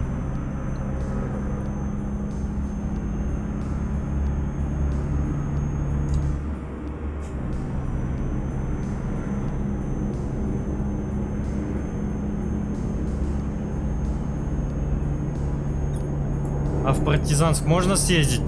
Это под Владивостоком, у меня там знакомый в реале. А, слушай, надо посмотреть по карте, я что-то не видел такого там.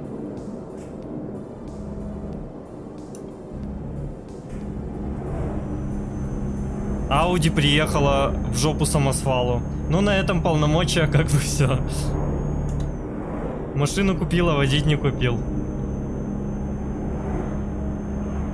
Ну, хорошо, что там можно было объехать. О, мы уже подъезжаем к сервису. Сейчас мы поставим коробку передач, наверное, другую.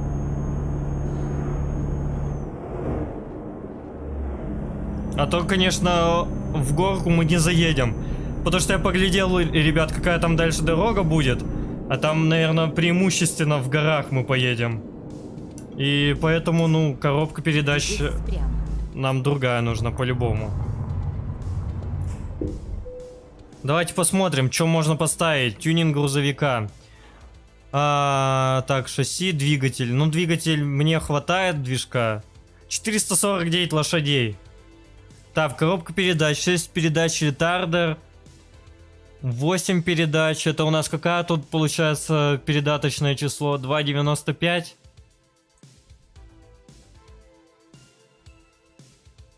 Фига себе, преодоление подъемов сразу как увеличивается. Power Shift. Так, 2,73. Блин, может Power Shift поставить? 12 передач.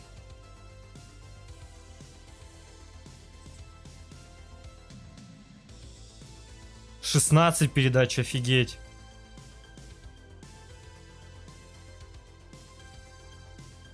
Так, ретардер, передач, так.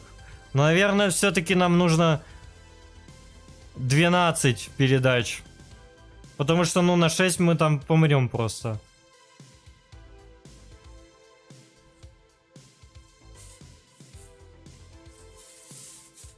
Ну, или попробовать 8-скоростную. Давайте 8-скоростную для начала попробуем.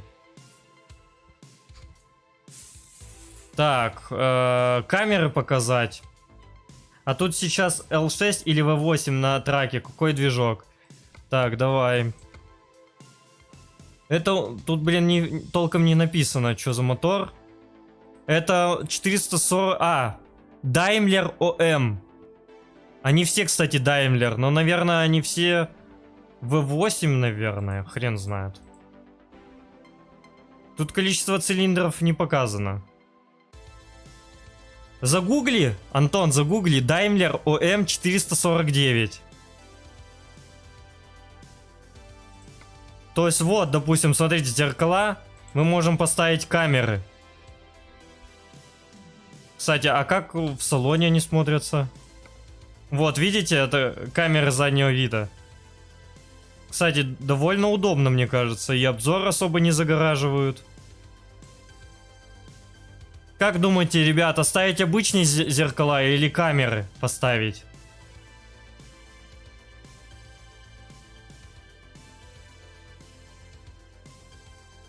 Ну, с камеры прям современно.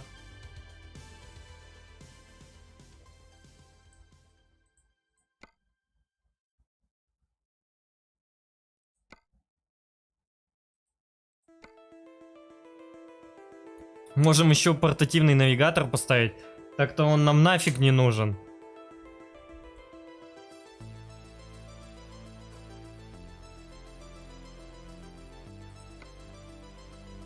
Ну давайте попробуем с камерами.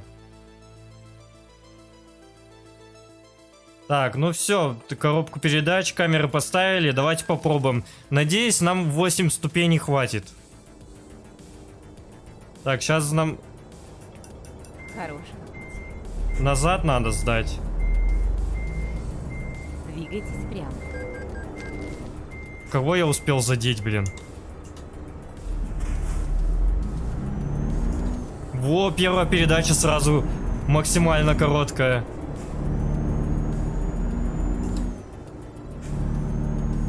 Во, ну все, по-любому теперь мы в подъем преодолеем.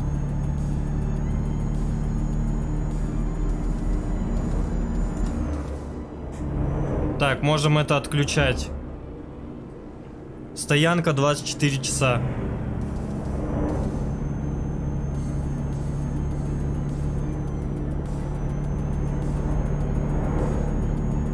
Ну что ж, погнали. Ну раз все проголосовали за камеры, я оставил камеры.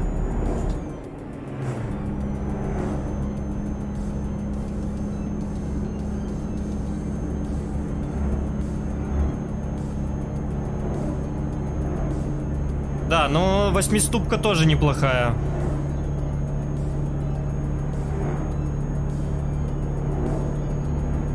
Рядный шестицилиндровый 12,8 литра, офигеть, вот это моторчик.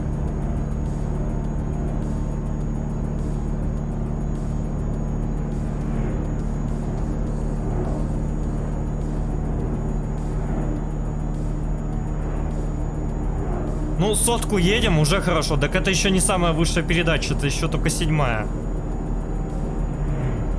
Но не забываем, что у нас, блин, трубы 20 с плюсом тонн весят.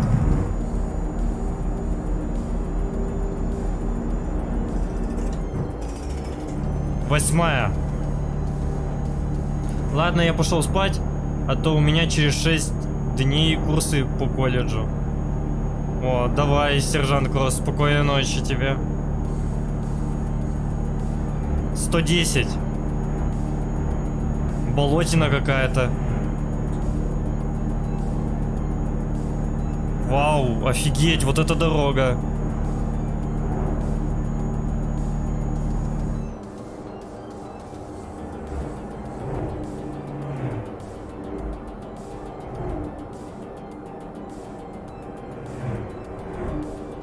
Красиво.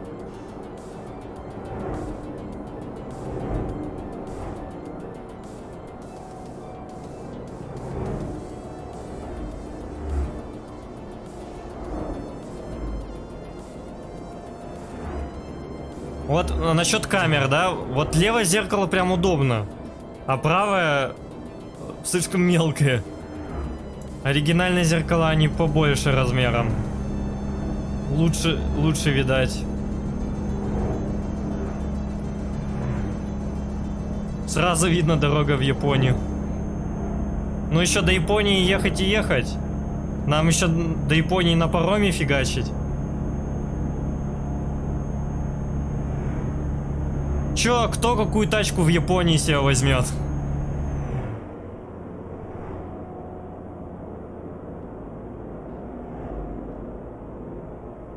Как называется КамАЗ? Ай, ща посмотрю. Сейчас остановлюсь, посмотрю.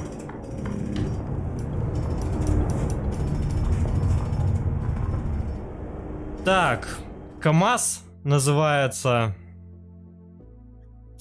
Так, грузовики. КамАЗ 54901.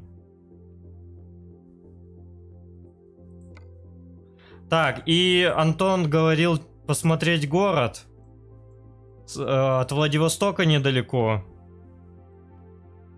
Вот смотри, тут есть Русский, Владивосток, Уссурийск, Тамга, Дальнереченск, Бикин, Лермонтовка, Вяземский, Хор и Хабаровск. Subaru WRX STI. Аку именно. Я Nissan Skyliner 3.4.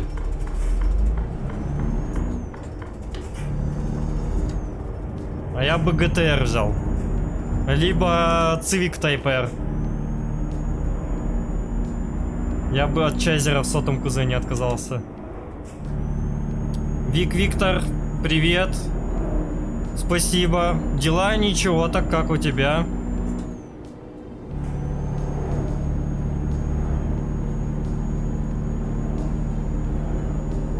Кстати, от этой цифровой камеры такой толстенный провод идет.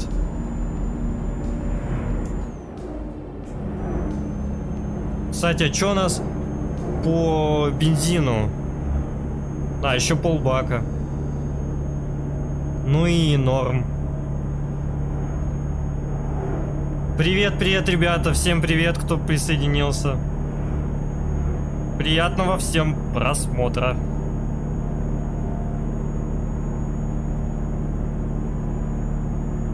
Так, ну, пока у нас релакс такой, дорога максимально расслабленная, трафика в нашей полосе пока нету, максимально ровная дорога, но потом вообще жесть, судя по карте, там жесть начнется.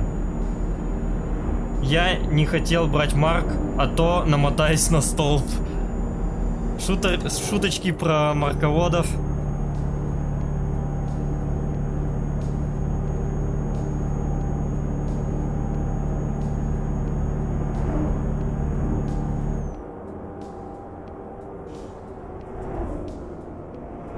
О, там француз сломался.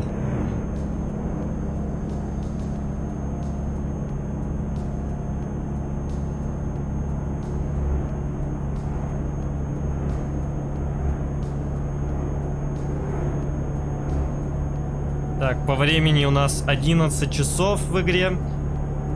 Ну, вообще шикардос. Мы по дню, всю дорогу будем по дню ехать.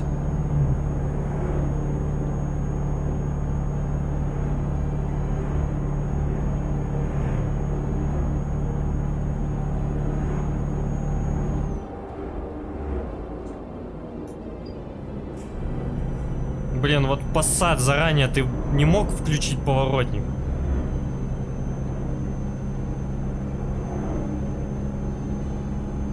Так, у нас здесь экран 60. Это что, поселок какой-то?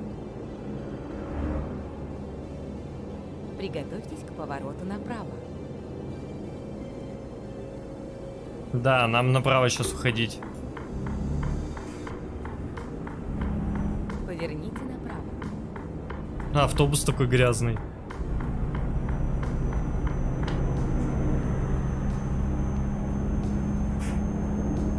Ну что ж, удачи нам на этой дороге. Потому что там сейчас, блин, такая извилистая она будет.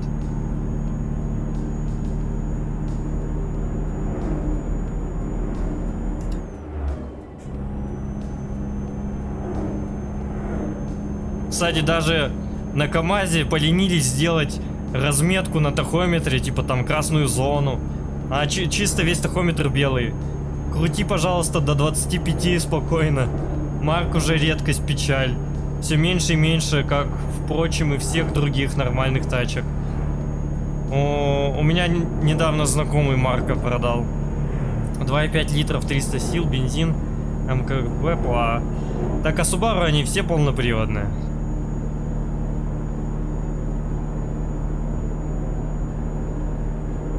Вот, кстати, вот этот участок дороги мне сейчас прям Дальнобойщики 2 напомнил.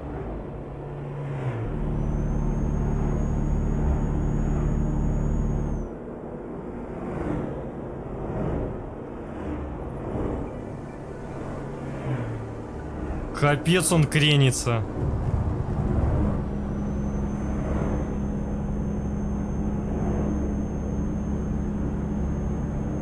Надо побольше скорость сбрасывать, а то перевернемся еще нафиг.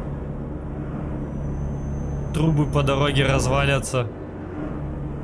Я бы, знаете, еще в какую игру поиграл? Может, даже стримы бы попроводил. SnowRunner. Но там нужно играть с кем-то, потому что одному там, во-первых, очень долго будет, а во-вторых, одному скучно. Но в SnowRunner там прям жесткое бездорожье. А, ну, я думал, ты напишешь, какое поколение или хотя бы какого года.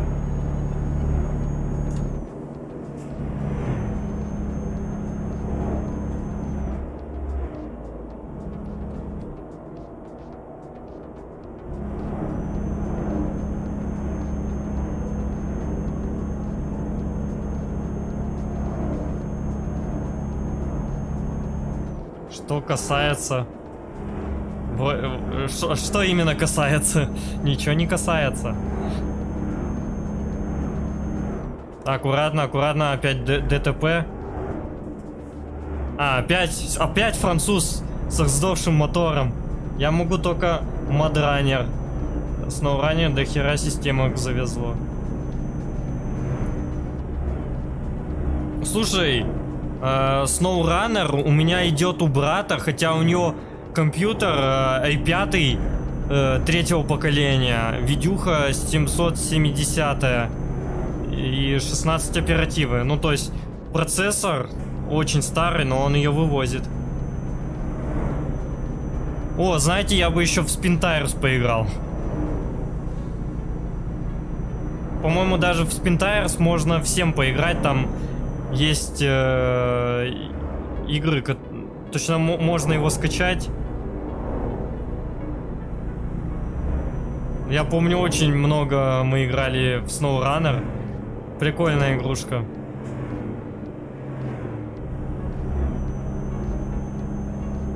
Офигеть, тут горы.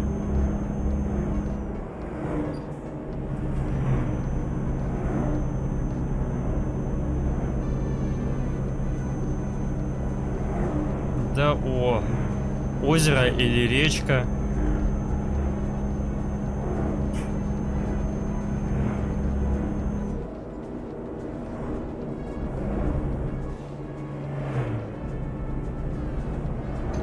Так, Spin Tires, Mudrunner. Ну, Mudrunner это уже чуть-чуть другое.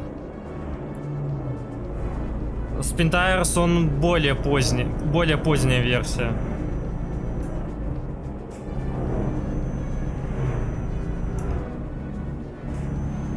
А, окей, хорошо. Так, вот, кстати, нам понадобилась наша коробка передач новая. У нас тут горочка.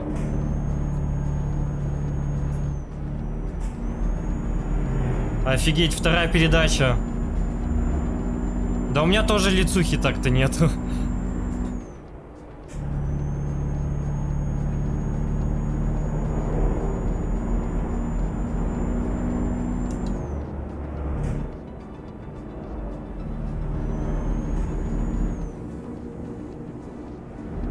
Да, я вообще так-то самый первый имел в виду.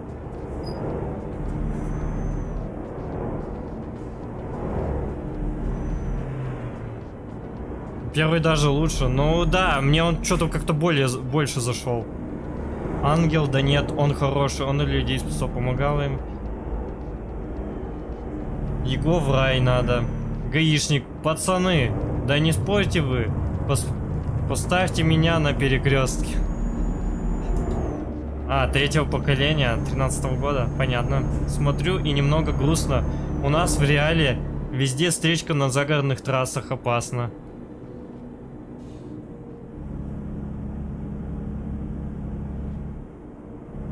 Воу.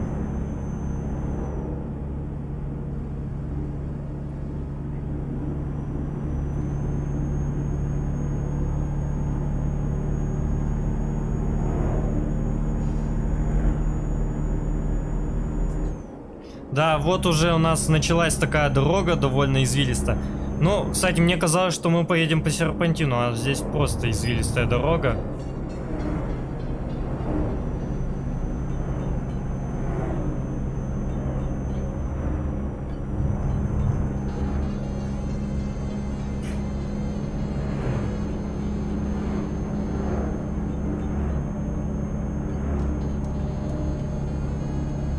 Там у чела 16 гигабайт АЗУ и видяха на 2 гига с хорошей частотой ядра под минималки игры. Слушай, по-моему, когда он ее запускал, у нее еще 8 было оперативы.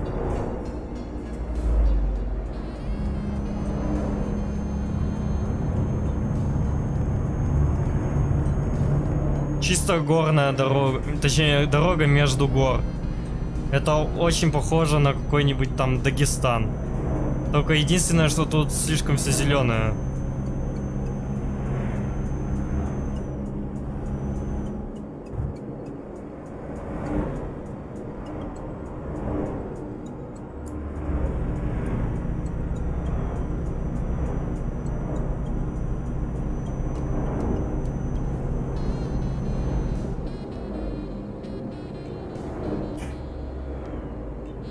Но вообще, ребят, давайте все соберемся в Most Wanted, потому что все его любят, и есть возможность поиграть всем копам, так сказать, в Most Wanted. Там даже его можно проходить совместно. Будет прикольно, мне кажется. И его все компы потянут.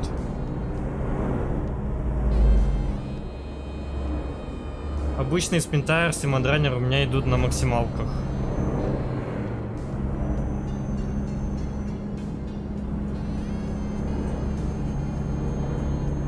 Вот на такую дорогу нужно японца.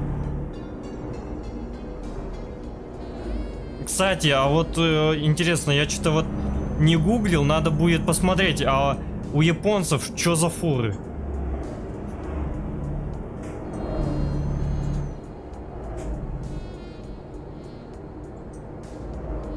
Чисто такая японская фура на 10 JZ.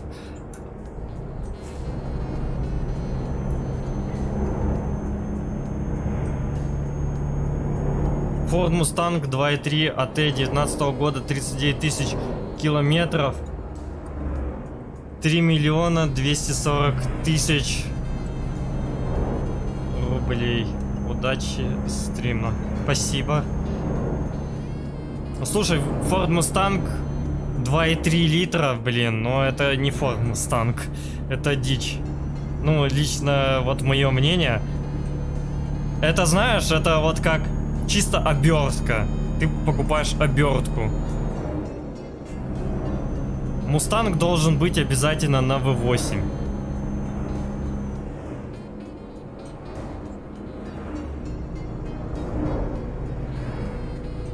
Кстати, если ты про NFS МВО, где карьера онлайн, то не почему-то лагает.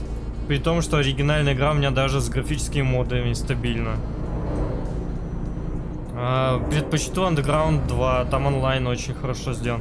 Ну, кстати, да, можно в Underground 2 чисто погонять, устраивать гоночки, там спринт погонять, дрифт, драк.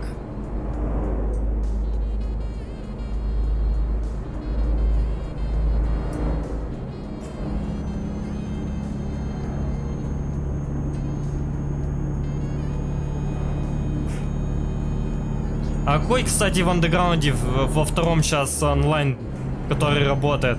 Я помню, раньше через план запускал. А сейчас чего там? У японцев там же есть в реале стиль. 80 уровень. Своя тема.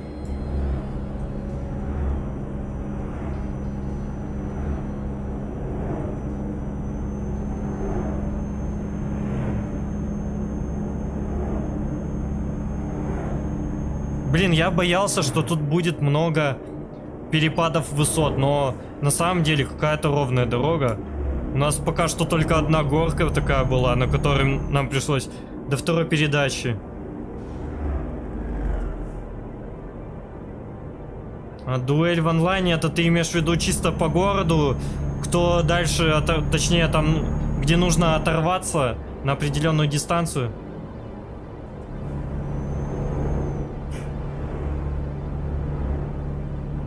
Сейчас через Radmin VPN Underground играет. О, я, кстати, такого даже не знаю. В Японии Isuzu. А на фуры делает? Я просто знаю, что у них Ну, грузовички такие есть, а то, что прям фуры, я чуть не видел. Очень хорошая программа, немного занимает и сеть защищенная. Ну, надо, значит, будет ее поставить и погонять. Считай, тут вот, считай, я 100% буду, ты, Коля, может, будет.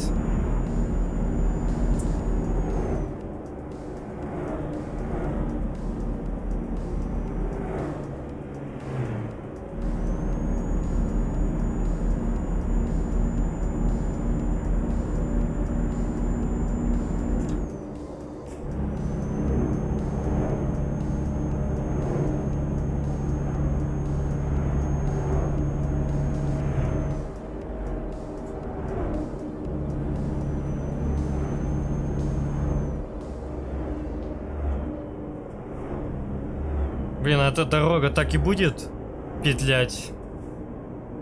Так, по карте надо посмотреть. 475 километров. Ого. Фига себе тут еще по ней ехать. Она, походу, вся такая будет.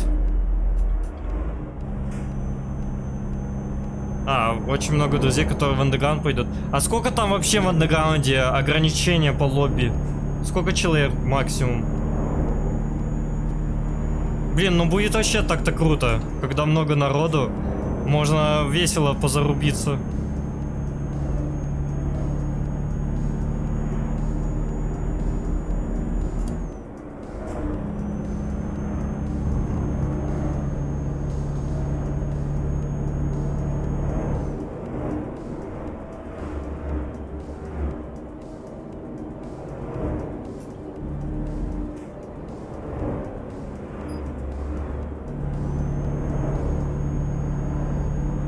Да, я так понял, что мы всю дорогу так и будем за этой фурой ехать. 6 человек максимум. Ну, нормально.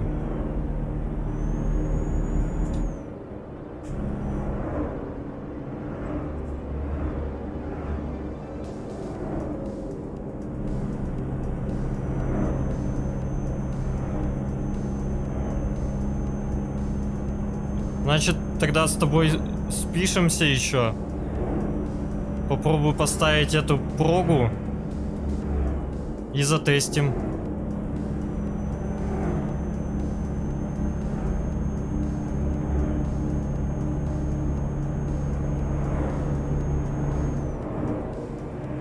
Так, там ДТП. Опять Peugeot сломалась. Сколько можно ломаться? Уже третий или четвертый Peugeot по дороге сломанный. Не переносит климат.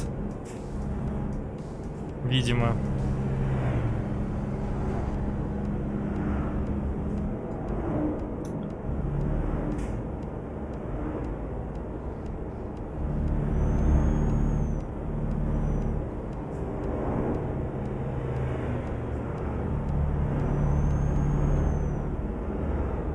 Да, жесть дорожка. Но если бы еще горы были, то вообще бы жесть была. Мы бы постоянно на второй передаче ехали. О, Скания моя любимая проехала. Да, там есть еще нюанс по настройке небольшой. Так что да, напишу в ВК. В течение последних 40 лет грузовики в Японии представлены 7 марками. Hino, Isuzu, Mazda. Ого, Mazda есть грузовики. Mitsubishi Fuso, Nissan, Toyota и Uchi. Это без учета спецтехники, Hitachi, Komatsu, MHI, Kato японского. А, ну да, ну Komatsu я знаю.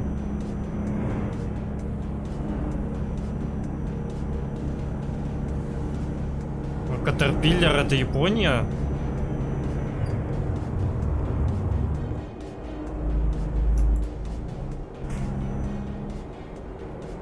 При каждой интересной фуре и автобусе очкую очень близко.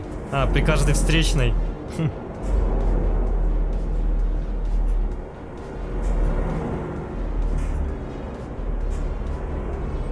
Встали, блин, на подъеме. Первая передача, вторая.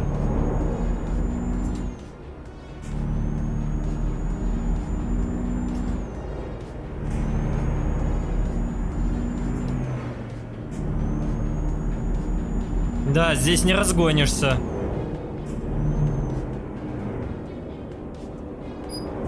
Вообще не разгонишься.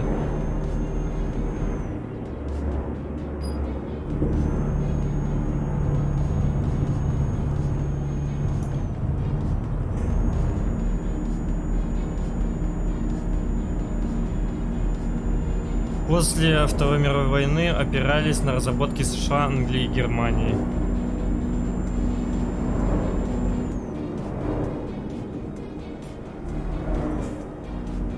Так, а чё...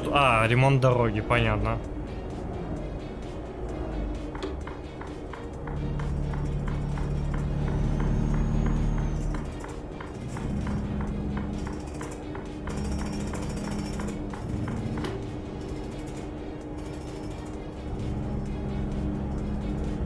Ну давай, давай, давай, погнали, блин. Вот встречки бы не было, можно было обогнать его. О, вроде встречки... А, нет, есть.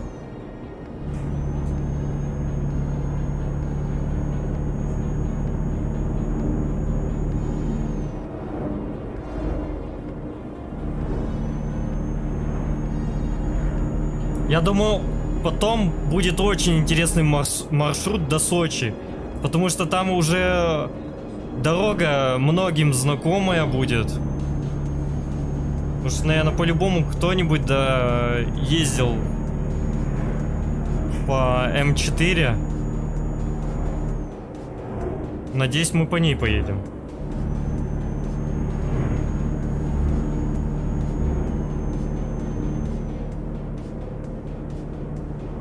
«400 километров еще, офигеть». Ну, первые шпильки мы проехали.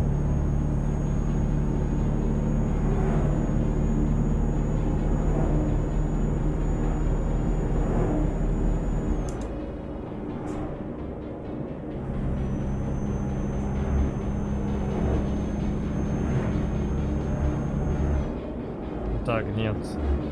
Кстати, насколько я знаю, в Японии нет классических полуприцепов, как в Европе или США.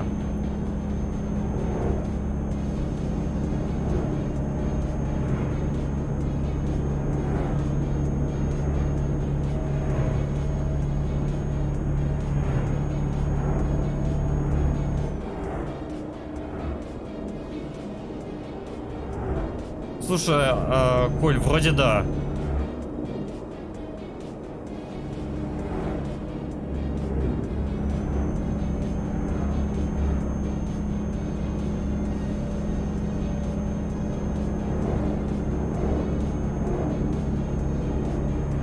У нас в комьюнити андеграунда был свой чувак с ником Ривер.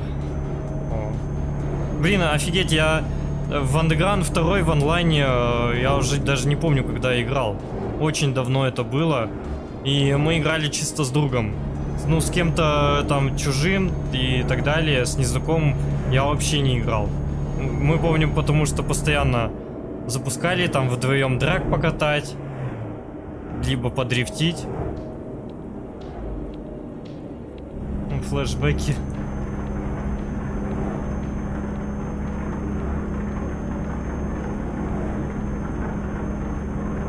Вот и дождик пошел.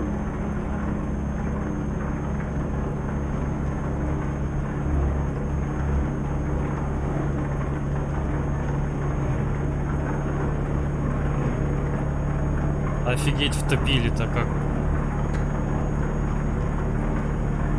90 шпарят.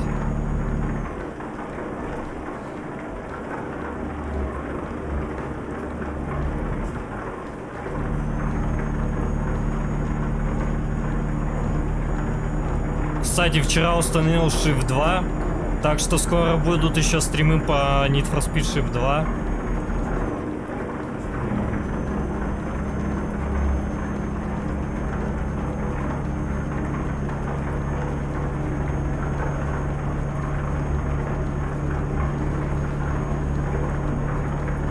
Дорога, кстати, сейчас нормально, но, блин, она двухполосная, тут хрен кого обгонишь. Встречки очень много.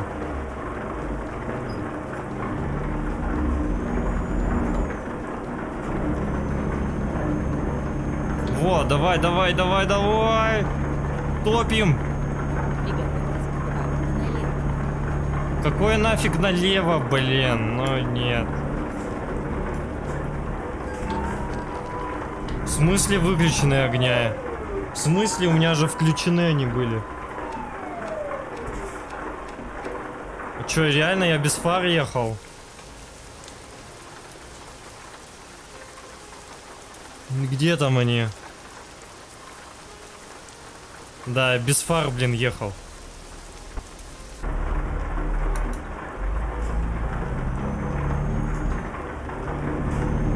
Макс, пожалуйста, скинь мне настройки твоего руля в ETS.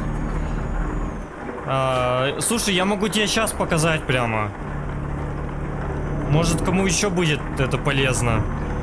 Сейчас вот как раз на заправку заеду и покажу.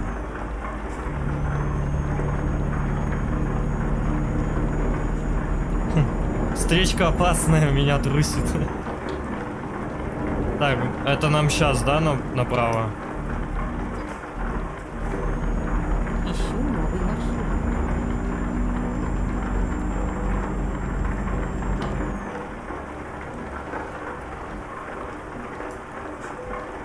Давайте заправимся, посмотрим, сколько у нас по деньгам тут выйдет. Цена за литр 46,50, но неплохо, кстати. Я тебе скажу, просто это комьюнити было очень приватным, а сейчас оно пытается быть открытым в течение 5 лет уже. Предлагают люди настройки для тачек, которые были недоступны людям больше 10 лет. О, я, кстати, помню, там были такие настройки, что можно было на 240-м на дыбы встать. И сливает сейвы от игроков, которые били рекорды по разным режимам с топ-тачками. Да, слушай, я тебе сейчас сразу покажу настройки и, если что, потом их скину. Так. Чувствительность руля у меня стоит на максимум. Хотя так-то, блин, ну да, на максимум, наверное. Хотя можно, наверное, на минимум поставить, не знаю. Нелинейность управления на середину. Обратная связь чуть больше, чем середина. Возврат руля на высокой скорости на максимум. Возврат руля на низкой скорости на середину. Здесь тоже на середину. Резонанс чуть-чуть добавлено. Поверхность под колесами на середину. Удары подвеской на максимум. Столкновение на максимум. Усилие коробки передач чуть ниже. Скольжение при сносе середина. Порог чувствительности на минимум вообще. И педаль газа чуть-чуть, вот совсем. Так, ну что, погнали дальше. На 23 косаря мы заправились.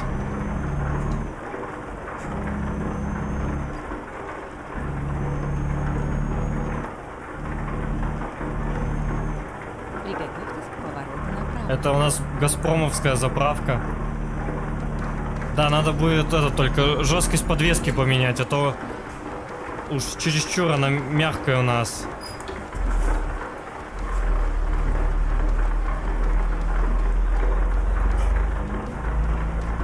Настройки у меня есть, даже очень хорошие, мне друг скинул сейвер чувака, который выиграл их в 2008 на турнире. Через план.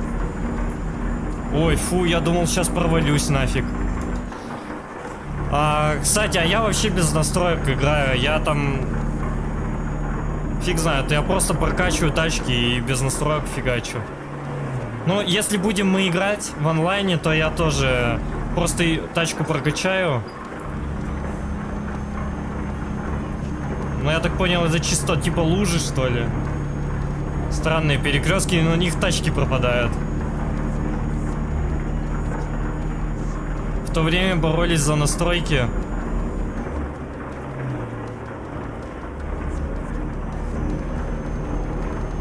Не знаю, я, видишь, особо-то в онлайне много там не играл.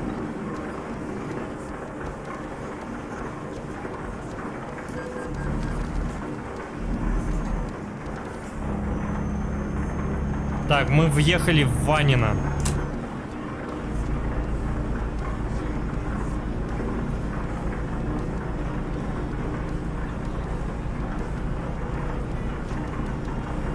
Почему местами, блин, отсутствует текстура перекрестка? Непонятно.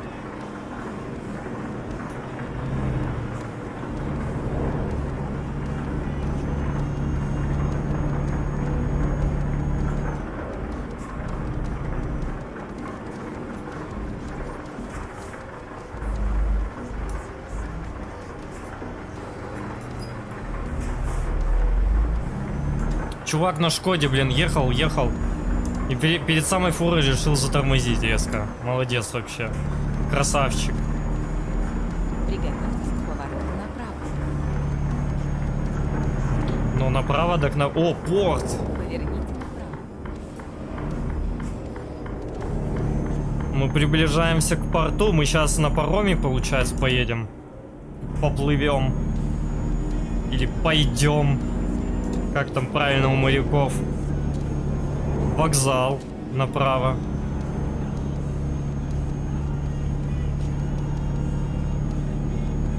Приготовьтесь к повороту направо.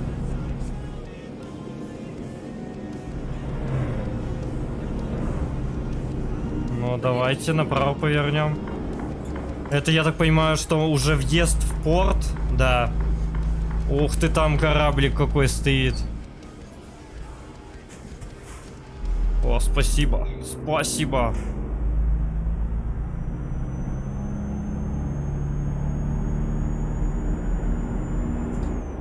Приготовьтесь к повороту направо. Сейчас поплывем-то как. Опять направо. Фига себе тут трафика. Сколько людей тут пользуются паромом.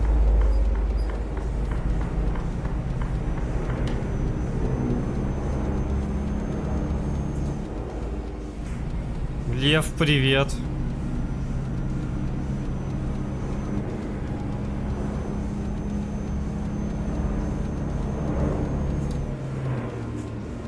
ЖД пути.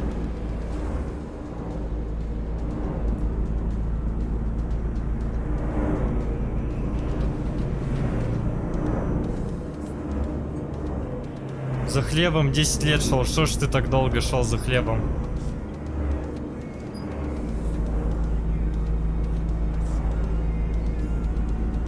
Да, тут еще решили мост отремонтировать в порту.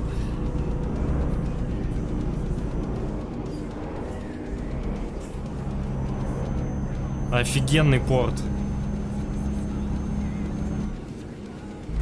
Приготовьтесь к повороту налево.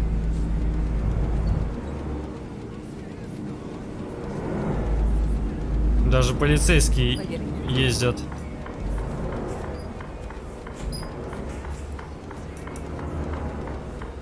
Блин, может пропустите? О. Чел на Дастере, ну ты вроде остановился меня пропустить. Что ты передумал-то? В притирочку проехали. На паром. Так, это... Это не то. Нам нужно в паром сам заехать.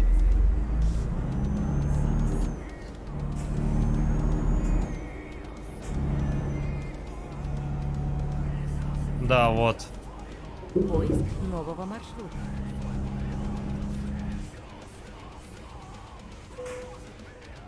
Ну, погнали. 9 часов пути, 17 тысяч рублей. За паром нужно заплатить. Расчет нового маршрута. Поиск нового маршрута. Ой, здесь уже ночь. Часовой пояс, что ли, другой?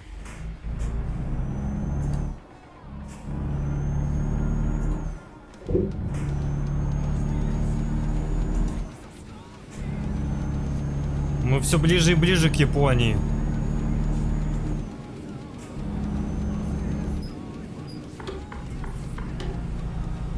Нафига поворотник включал здесь?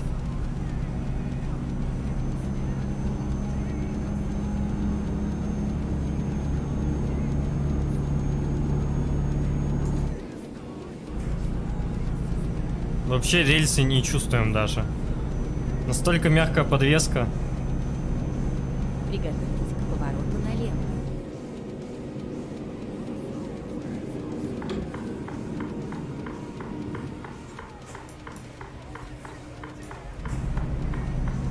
Поверните налево.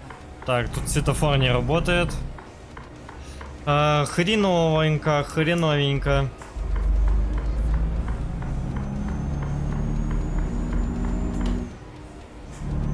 Сколько стрим будет идти? Слушай, мы сейчас доедем до точки, а потом еще до Амура доедем. Я, если честно, сам не знаю. Возможно, минут 40, час. Просто, ну, надо за этот стрим весь этот район уже объездить, чтобы сюда больше не возвращаться. Потому что следующая дорога, это будет у нас уже дорога на юг. Двигайтесь прямо.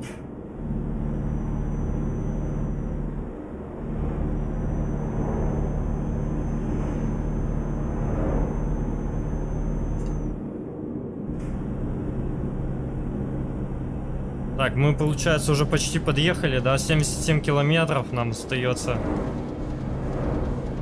Холмск. Приготовьтесь к повороту направо.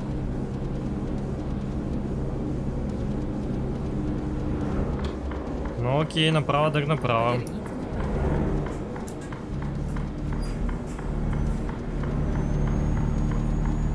Успеем. Да, успели. А то этот поезд еще ждать, пока он там приедет. О, можем тут отдохнуть, чтобы в светлое время суток поехать. С утреца. То, что ночью нифига не видно, а тут я думаю, что пейзаж должен быть интересный. Изменение маршрута. Так, а где встать-то?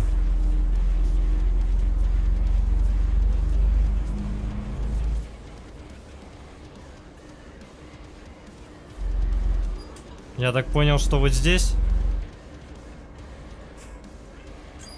Нет.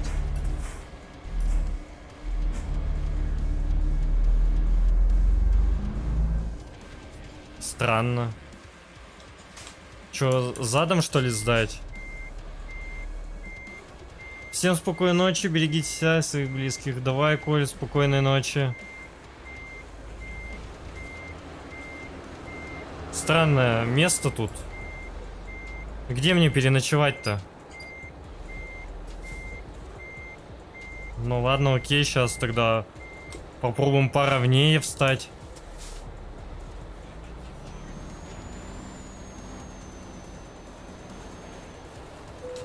Во, да. Надо было просто ровнее встать. Во, совсем другое дело.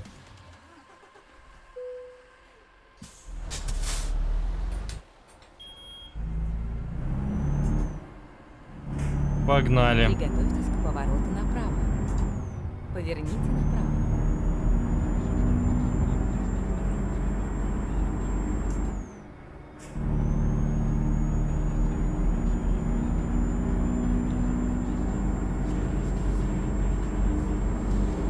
Не понимаю только, почему-то он бывает доворачивает сам.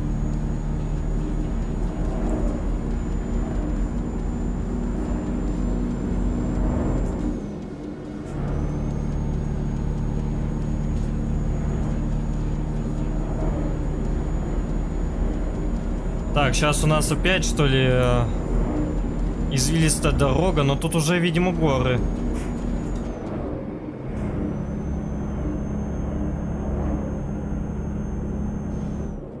Ого, серпантинчик.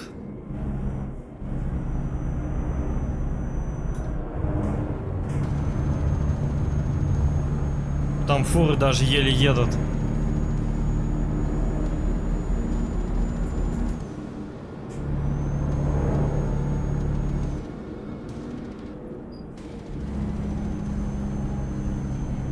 Ползи, ползи, давай, давай, давай, давай. Блин, прикольно. Отсюда видать обе дороги.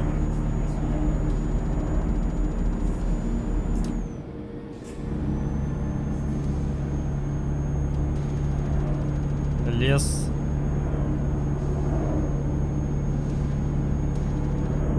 Ну, если честно, вот вообще вот этот концовка Ну, до Владика я имею в виду.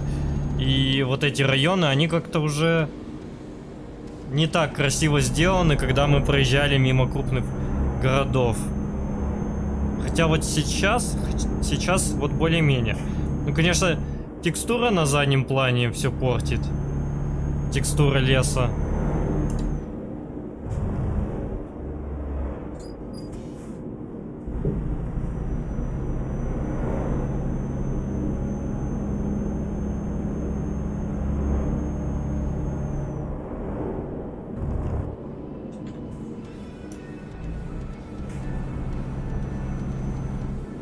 Так, нам направо. Цель — первый съезд. В Аниву. Блин, Анива это уже японское какое-то название. Ожидаево. Кто хочет подождать, вам налево. В Ожидаево. Сейчас съедьте.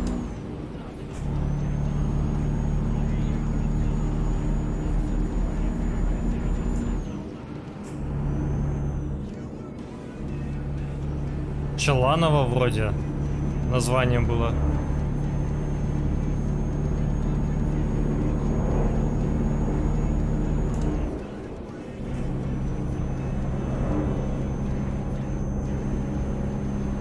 Да, горы, горы, кругом одни горы.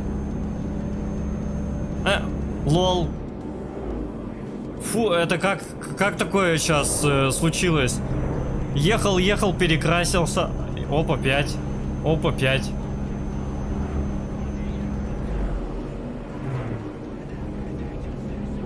Чувак едет и по дороге меняет дизайн прицепа.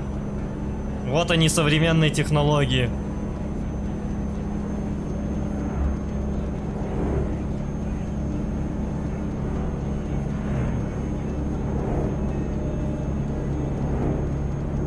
Но мы сейчас уже приедем. 40 километров всего лишь осталось до Южно-Сахалинска.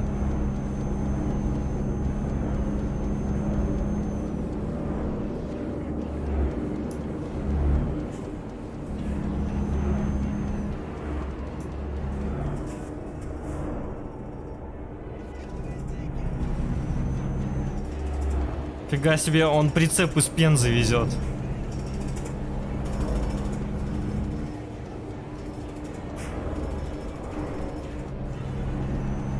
Нормально чувак проехал. Да, и, кстати, если вот так учитывать весь путь от моего города до сюда, сколько мы проехали, это порядка 11 тысяч километров.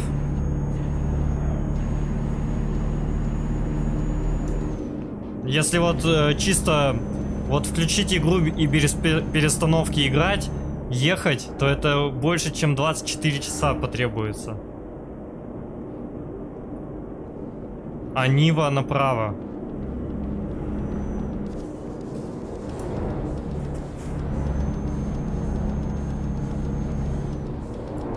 Воу! Офигеть, чувак, ты чё, как близко проехал?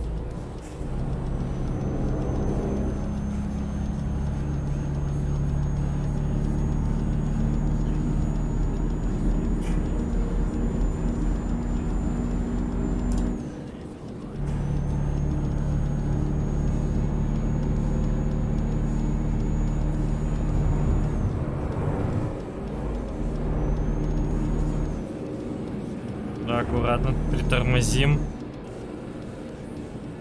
Так, а нам прямо. Долго соображаешь.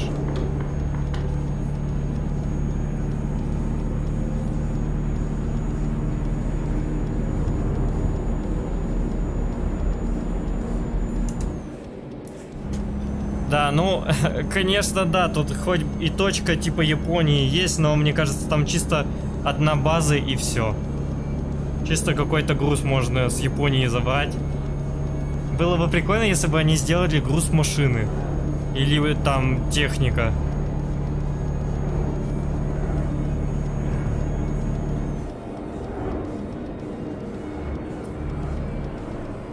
Да, ну в таких-то районах, да, обязательно должны быть японские машины ездить. А тут все что-то слишком много Вага, Volkswagen до Шкоды. Ну и русские машины. Мы уже близко.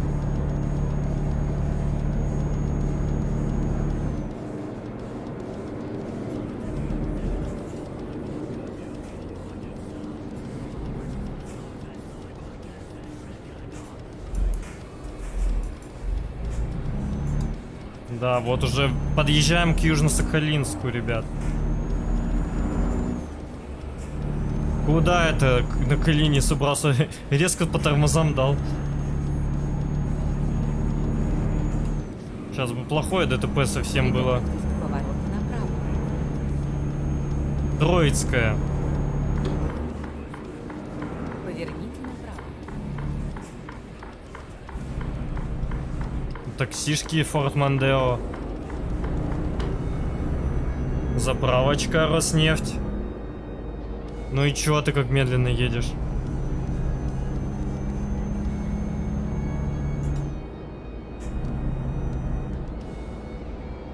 Южно-Сахалинск, добро пожаловать. БЛТ это что такое? Предприятие какое-то? Налево.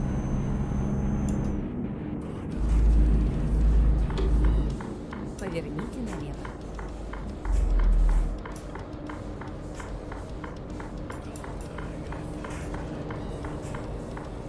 Давай, поехали. Давай, Форд, успеешь проскочить? Ну давай, не тупи.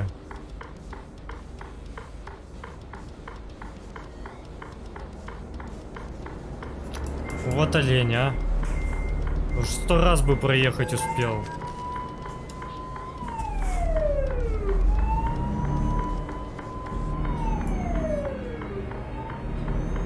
Пропустишь?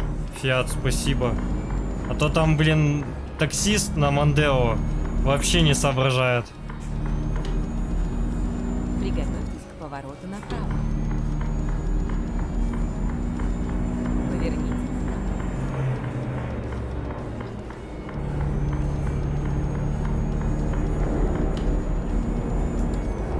Поверните направо. Вот и приехали мы в Южно-Сахалинск. Сейчас выгружаемся. Смотрим, есть ли груз до Японии. Если нету, то попробуем так доехать. Так. Ну давайте даже не будем парковать, чтобы побыстрее нам. Так, ну, кстати, неплохо дали нам.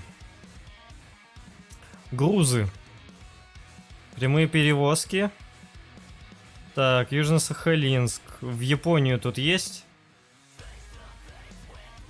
Хабаровск, Ванина. Блин, в Японию ни хрена нет. Ладно, тогда сами съездим. Давайте проложим маршрут. Вот, Ваканай. Погнали. 141 километр. Это с учетом того, что еще паромная переправа должна быть. Ищу новый маршрут. Ну, вообще, как бы тут рукой подать.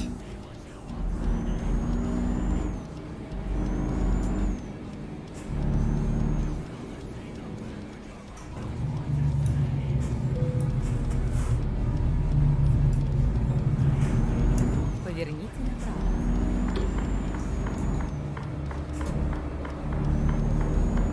Успели. Приготовьтесь к повороту направо.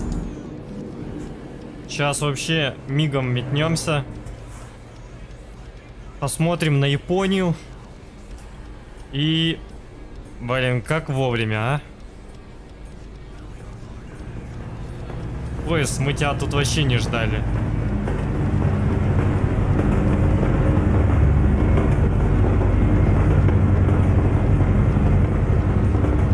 Какая кривая железная дорога.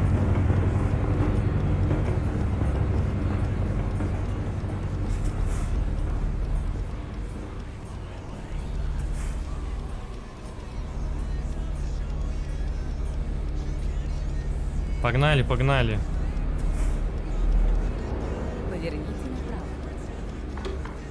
направо. Ой, опасно, я сейчас встал на, блин, на ЖД переезде. А, все, я уж подумал, что мы с прицепом едем, а мы уж без прицепа, мы уж его... Ой, что у вас тут творится? Какого хрена?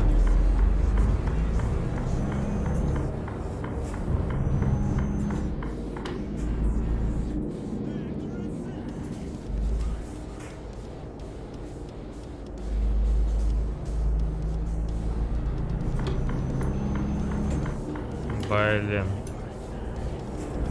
Извиняюсь. Двигайтесь прямо. Нам нужно срочно попасть в Японию, блин. Чел на фуре нас задерживает.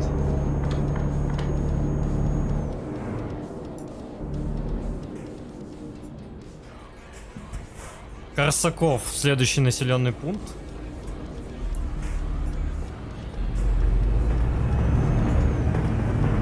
Очень часто поезда тут ездят. Торговый центр.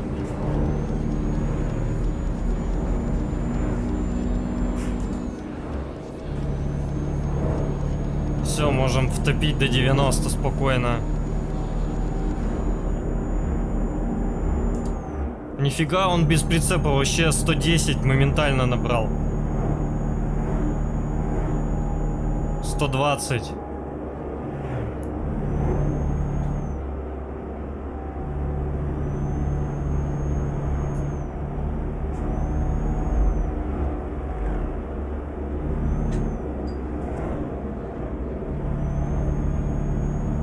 Чувак очкует, наверное. Едет, смотрит в зеркало заднего вида, а за ним фура, блин. Поджимает его под зад. Ищет момента, чтобы обогнать.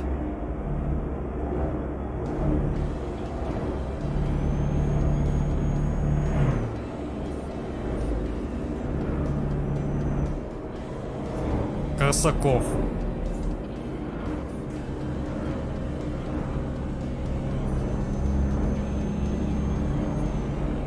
Одни, блин, европейские машины. А чё опять стоим? Налево собрались? Да, с таким трафиком они полжизни будут налево поворачивать.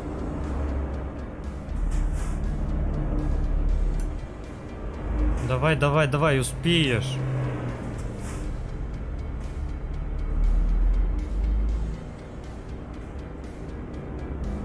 Все налево решили.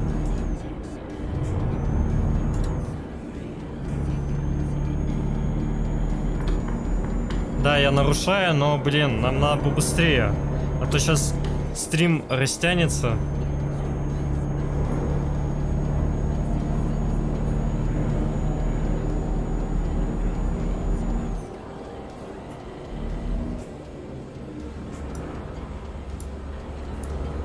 Ну, на красный свет-то точно нельзя проезжать.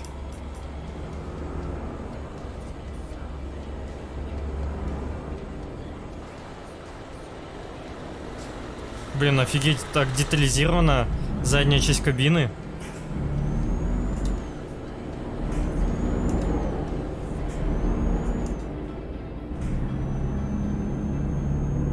Так, Корсаков.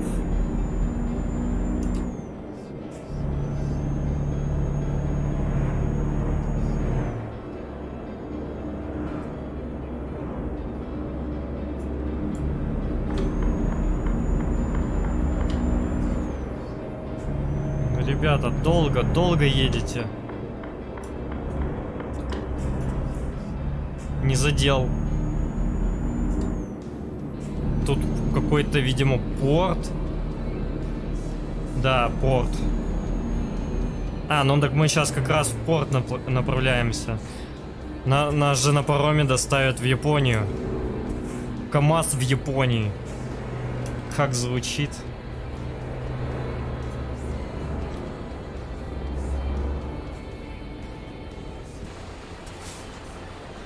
У нас вообще на КамАЗе южные номера.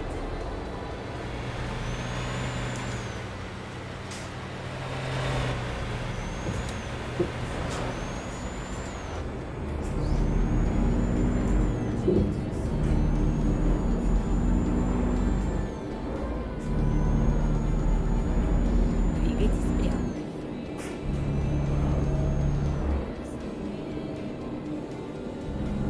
На кольце первый съезд.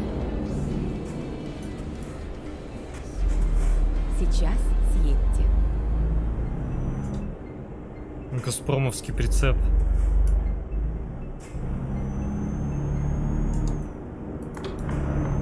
Приготовьтесь к повороту. направо. Поверните направо. Мы вообще просто наглые.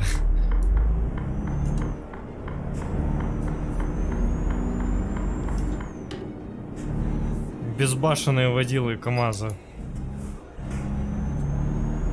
Но тут другой порт.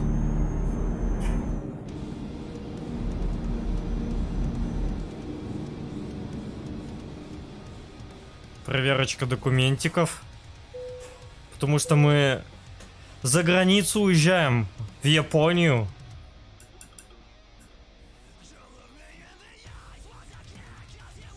Какая жесткая музыка играет.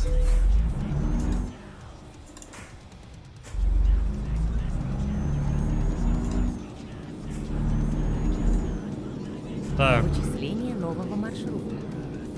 куда нам ехать? А, нам направо. Когда возможно, развернитесь. Поиск нового маршрута. Погнали. Вакханай. 3 часа. Изменение маршрута.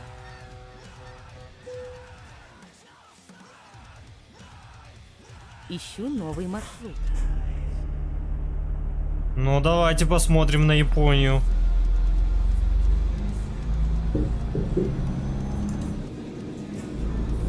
Выезд, конечно, такой себе. А, чё, это вся карта, да? А, ну тут, короче, чисто порт проделан и все. Блин, обидно, я думал, хоть чуть-чуть поездить можно будет. А здесь чисто сделали порт и все. Но мы и в Японии. Маленькая частичка Японии.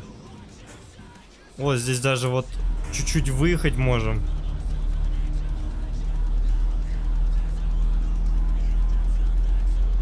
Приехали. Конец пути. Да, но пока что на Японию не особо похоже. Несмотря на то, что мы в порту.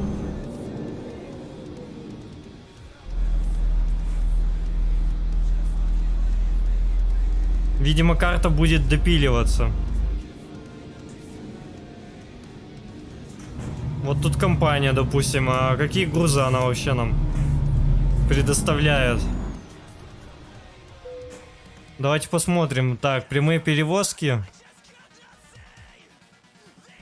Толь, полистироловая продукция и корма для животных. Спасибо, до свидания. Так, ну что ж, мы выполнили еще одно задание для нас. Это доехать до Японии. Мы побывали рядом с Владивостоком. Но в сам Владивосток уж не поедем мы. Потому что как бы тут особо уже смысла нет. Мы в Находке побывали. И можем еще доехать до Комсомольска на Амуре. Для этого нам нужно переместиться. Так. Самая ближайшая точка это опять в Хабаровск. Ну давайте еще раз в Хабаровск.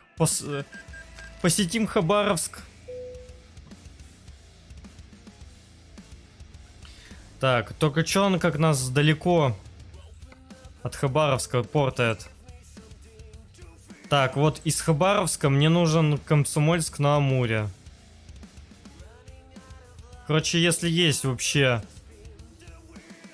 А, прикиньте, в Комсомольск нету грузов.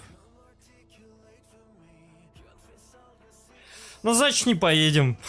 Чё тут, в принципе, дороги-то? Мне кажется, там особо-то... По дороге-то тут ничего особого и нету. Ну что ж, давайте посмотрим, что нас ожидает в следующем стриме по ЕТС-ке. Офигеть, сколько мы проехали. Вот. Короче, следующий стрим нас ожидает дорога из Костромы до... Ну, не знаю, сколько мы успеем проехать. Но до Воронежа, я думаю, точно мы доедем. И через Воронеж, в Ростов-на-Дону, через Краснодар мы поедем до Адлера. Ой, вот тут офигенная дорога. Жесть, вот это да. А, это М4, да? Да, М4. Поедем по М4 на Вольве. Да, так что многим эта дорога будет знакома. Так. Ладно, Макс, пока мне пора. Давай, пока. Спокойной ночи. Мы тоже уже заканчиваем. Да, блин, маршрут будет максимально интересный. Очень классный. Через Москву поедем. Кайф. А тут вообще можно через юг проехать. А, тут Кавказ. А, порт Кавказ. Керчь. Феодосия, Симферополь. Херсон, Одесса. В общем, карта прикольная. Ну что ж, ребят, будем заканчивать. Всем огромное спасибо, то, что были на стриме. Стрим получился хорошим. Мы выполнили все, что мы планировали. Мы разведали, можно сказать, всю область этой карты, всю область Восточного экспресса до Владивостока. И следующее направление у нас южное. А уж юг многие видели. Поэтому, ребята, всем еще раз огромное спасибо за просмотр. Поставьте, пожалуйста, лайк, если вам понравилось. Если не понравилось, конечно же, поставьте дизлайк. И увидимся в следующих видосах, на следующих стримах. Всем пока-пока.